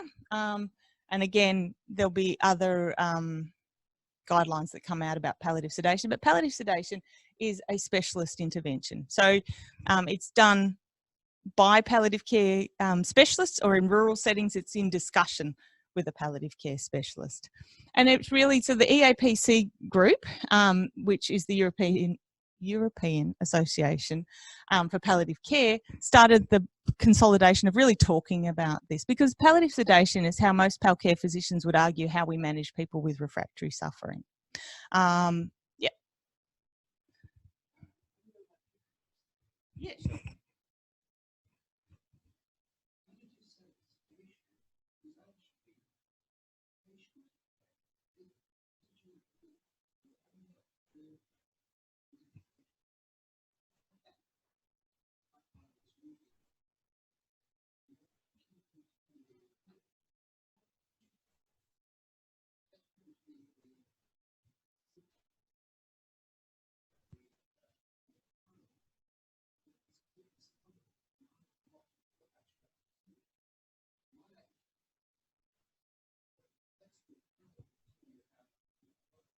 And that's what that's what we're coming to now. So no, that's all right. You've jumped the gun, but it's all appropriate.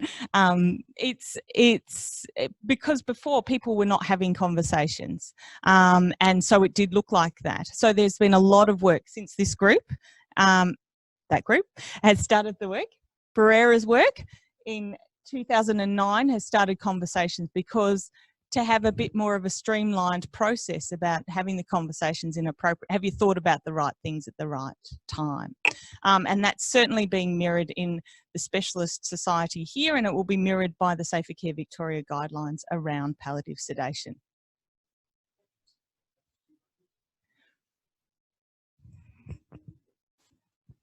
Yes, I don't disagree. Unfortunately, it's not happening in some sectors, and that's why I think these guidance, unfortunately, has come out. For those who are doing it, that's great. Early adopters, I would say, pre-adopters. But for the rest, there's been inconsistent prescribing and inconsistent conversations and lack of clarity of what we're doing and why we're doing it. And that's why these guidances have come out. And I think, and it's really around the monitored use of medication. So it's not set and forget. It's very much about tailoring the management to the patient. It's very much about relieving burdens. And the bottom bit is what you're talking to, is a manner that's ethically acceptable to the patient, the family, and the healthcare providers as well. And that comes out through communication and conversation.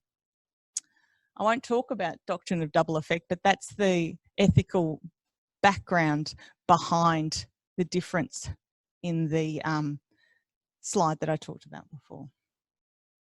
What I will talk about is, so the intention in palliative sedation, as I said, is to lower a level of consciousness to relieve a refractory symptom. So that's your intent, but unless you follow through with actions, then you're saying one thing and you're not following through with another. So the things that reflect that is that palliative sedation is reserved for a time where people are approaching the end of life, and the consensus is in the last 1 to 2 weeks of life. It's for the management of refractory symptoms, so that's symptoms that are truly not able to be managed in any other way.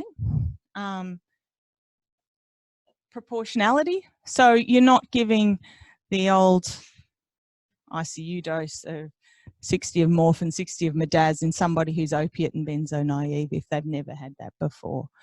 That's not the monitored use of medications. That's picking a dose. That's very much in a grey zone.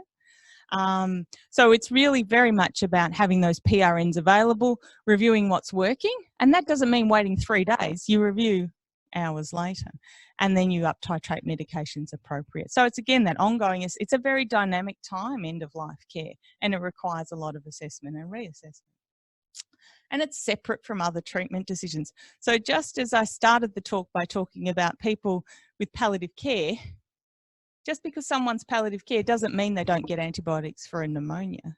It means that you're giving antibiotics on this occasion with ongoing review as to whether it's appropriate. Just as if you've made someone not for resuscitation, it doesn't mean that they will be dying immediately. It's just that you're setting a threshold of care.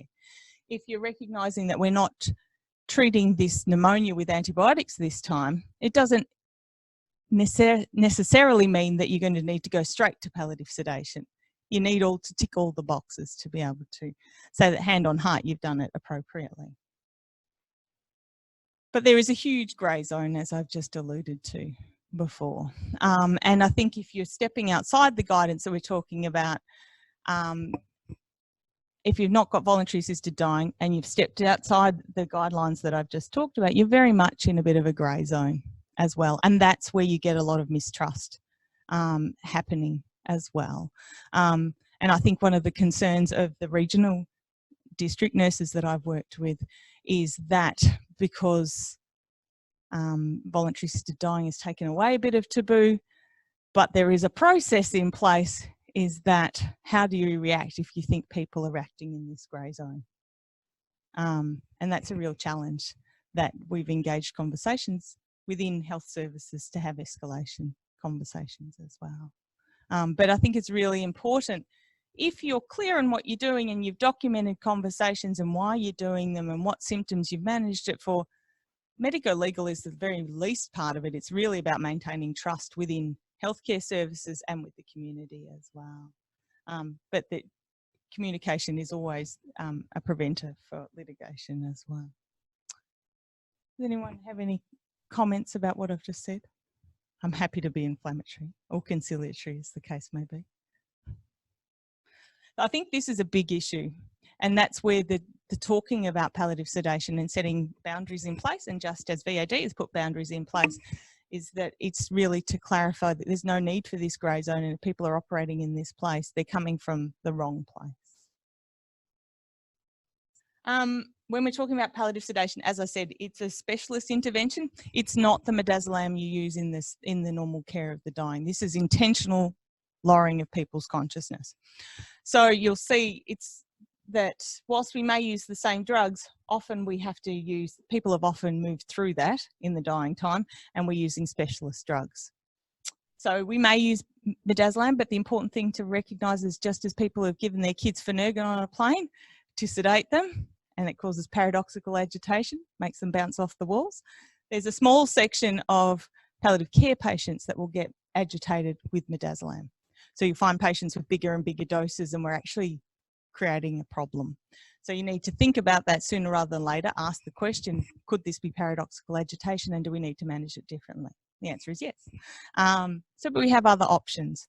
So we often use an antipsychotic with particular people with agitated delirium. We might use haloperidol with midazolam. Sometimes it's subcut olanzapine with midazolam, but an antipsychotic with a benzo, that might be the first starting point. But then if you've moved through that, again, if the symptom is becoming refractory, we need to use another medication. Or it could be pain. People are on huge doses of hydromorphone, say, and hydromorphone is 5 times more potent than morphine. And you've got a patient who's on 120 of hydromorphone and they've still got a rolling pain crisis.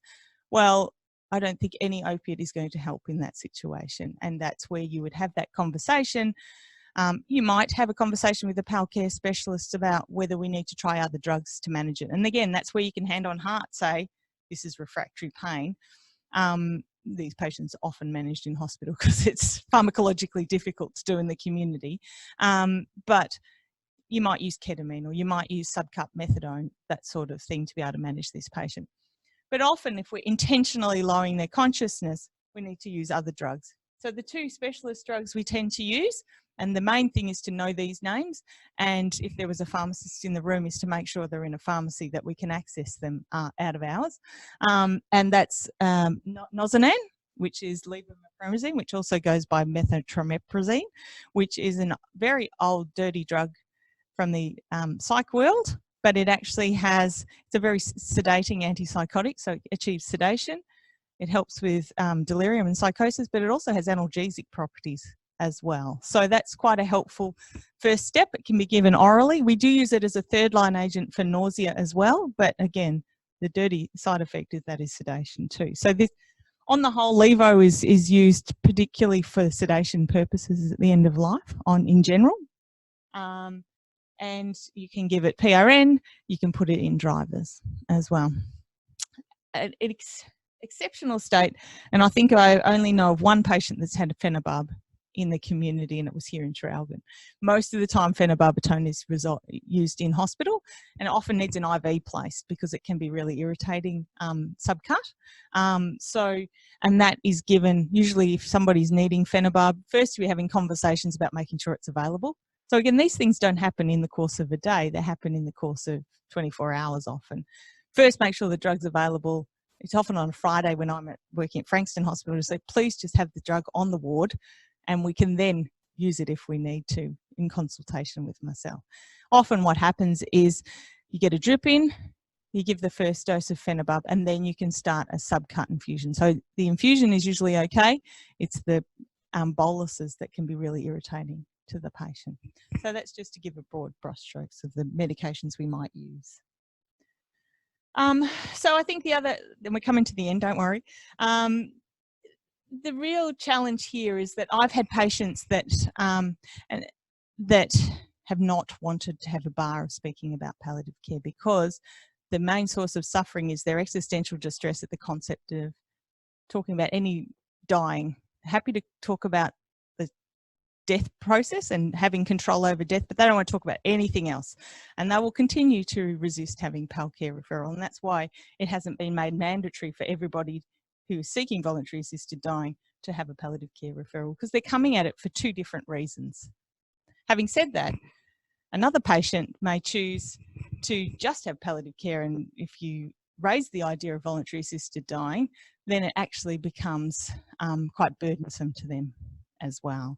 And another book that's very interesting, if you want to read in this area, is a book called Catherine Mannix called With the End in Mind, which is a PAL care physician from the UK who does CBT therapy as well. And she tells a little vignette about a fellow that moved from Amsterdam to the UK because people kept offering him voluntary assisted dying at each admission to hospital, and it was becoming quite burdensome. So he moved to his family in the UK.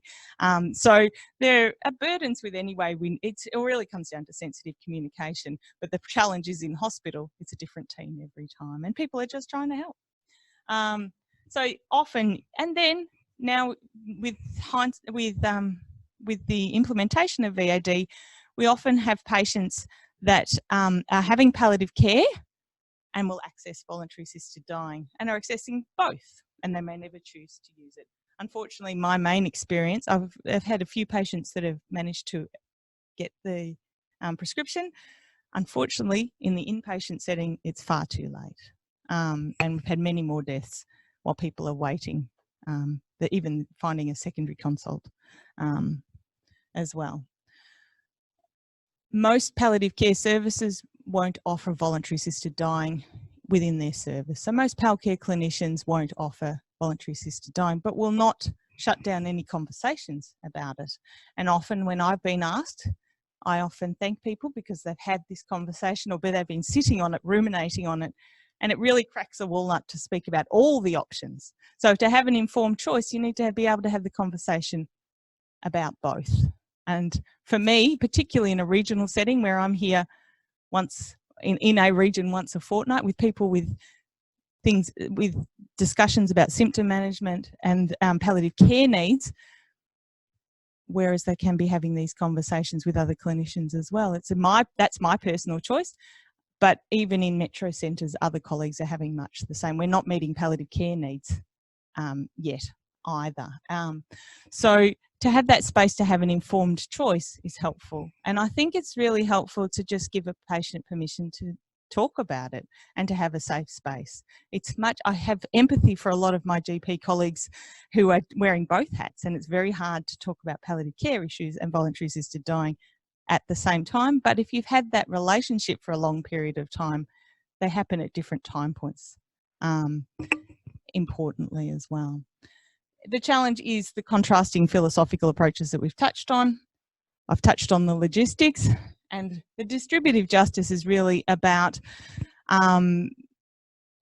whilst hundreds of patients are anticipated to access voluntary assisted dying, arguably there are thousands to tens of thousands of patients that need to access palliative care, and many of those are not accessing palliative care for many of the reasons that we've talked about, but also lack of service provision, particularly in rural areas as well.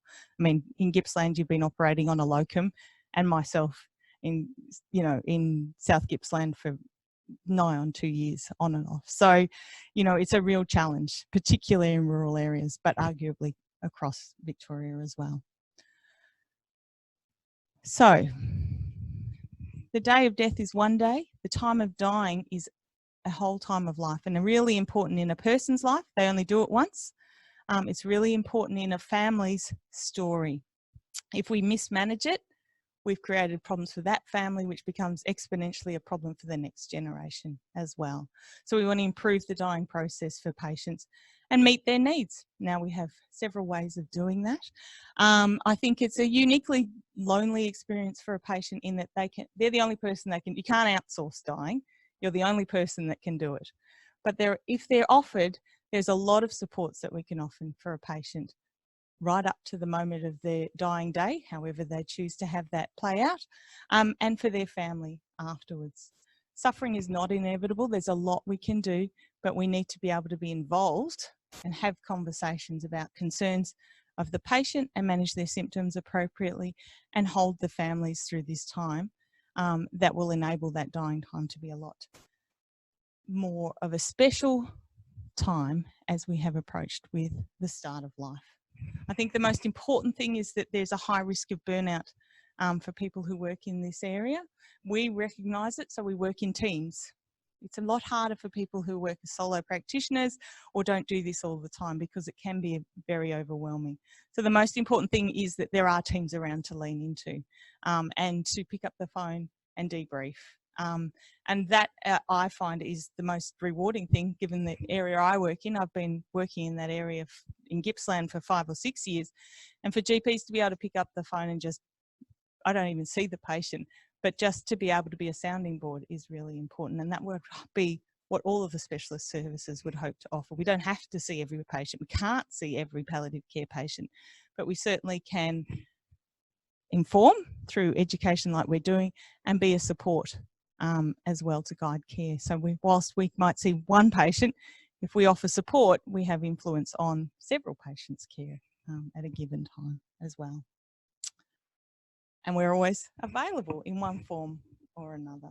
Hopefully you don't have to wait till the after hours setting, but certainly when there hasn't been a locum here, a call to the local PAL care service means if they need specialist advice and I'm the only specialist that's available, I answer phone calls all the time, and I have no problem with it, because again, it supports the local community and it supports a really vulnerable patient in a time of need as well. The end. Any questions about any of that? We've stunned you into silence. 2 Melanies in one night is a lot. Yeah, go for it.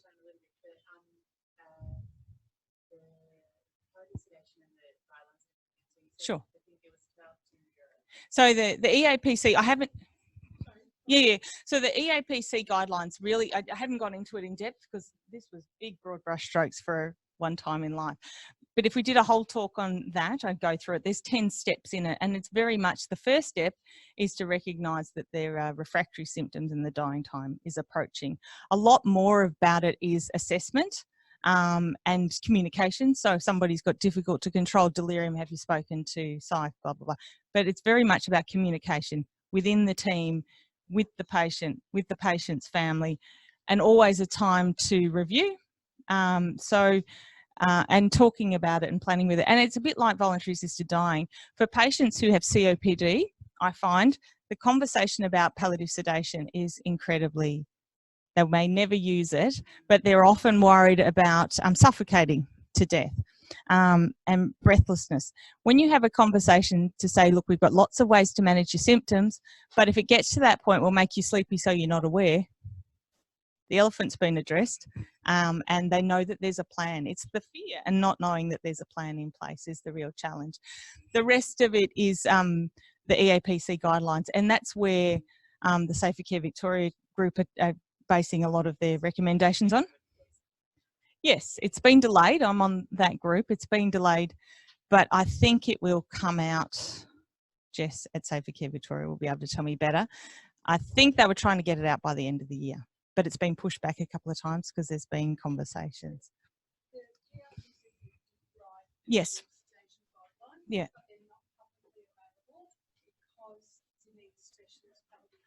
Input.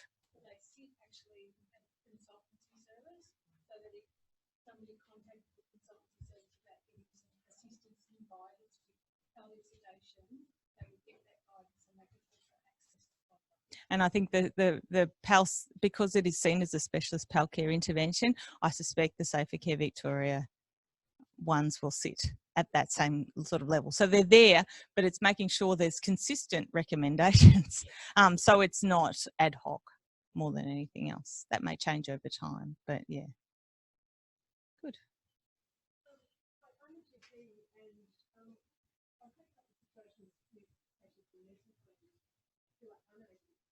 Mm.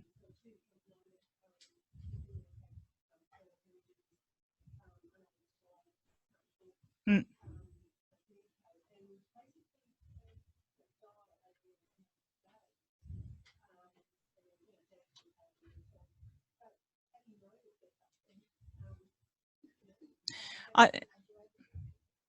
Yeah, sure. So the question is, how do you recognise people are suffering if they're incommunicative?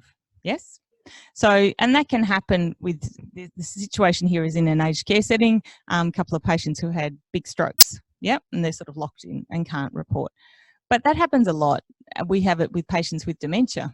Well, we had a flurry of cases recently with people in the locked psychogerry's ward with really disturbed behavioural issues. And the reality was that that was their end-of-life symptom burden escalating as well. I think you need to exclude, if they're in PAL care units, we can often assess it by the nursing staff are the ones who often tell it, and it's the way the patient holds their body. If they're rigid and moaning when they're turning the patient, they've probably got pain. The Abbey pain scale, are you aware of the Abbey pain scale?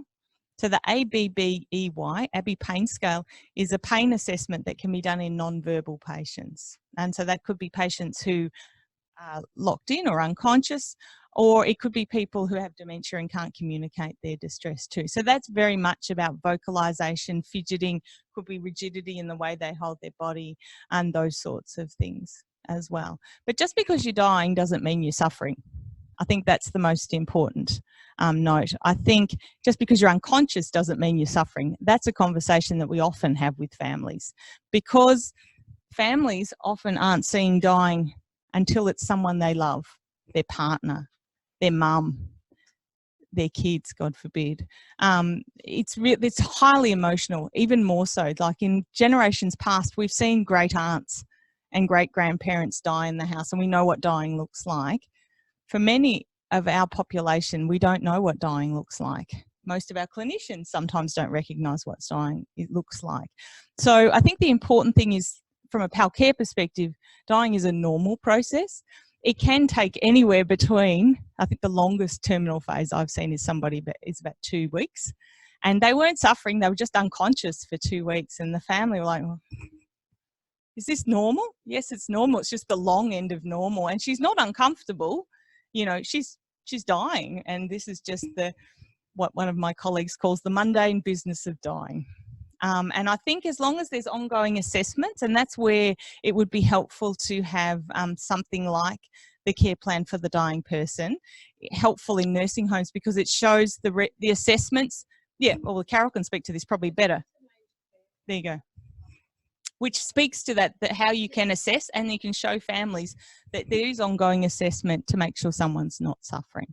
So again, it's about skin care, it's about making sure they haven't got pain and those sorts of things as well.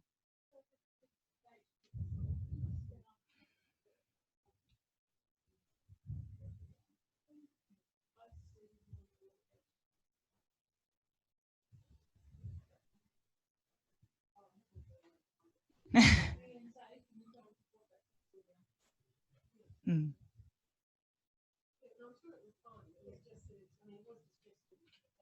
Mm.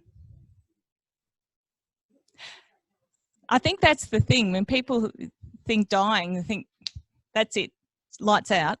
And that's not the normal way of dying. It's just this gentle, most of the time it's a dimming of the light. It's just how long that dimmer is taking. You know, and I think we live in a society now where we always have to do something, and sometimes things just are, and we just need to support and be more focused on the support than we are on the doing. And I think an example of that I'll just give is, we had a conversation earlier today about catastrophic orders, which are orders that we give in a PAL care setting if someone's bleeding.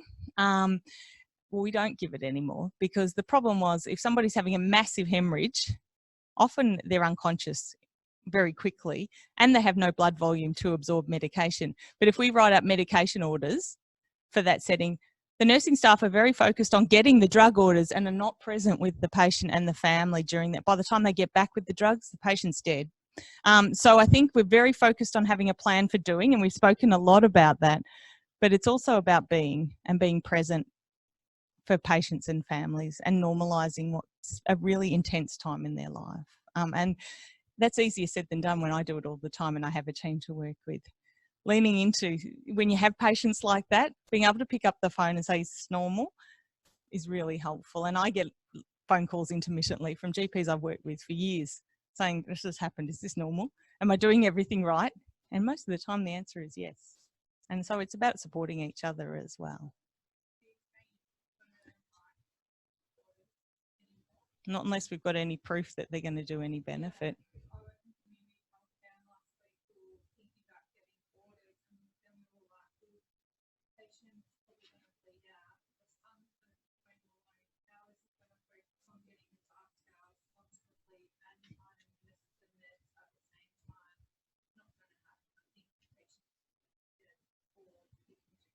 That's the general consensus that we've talked about, and that's my practice, is much more about having the blue towel box than it is about having the medications at hand, where people are focused. Again, we're medicalising it right to the end.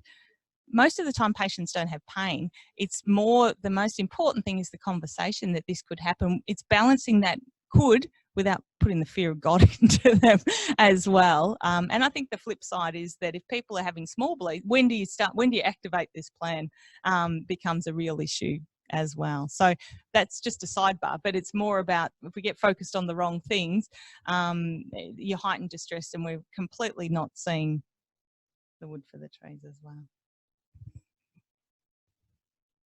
Well done, everyone. No worries.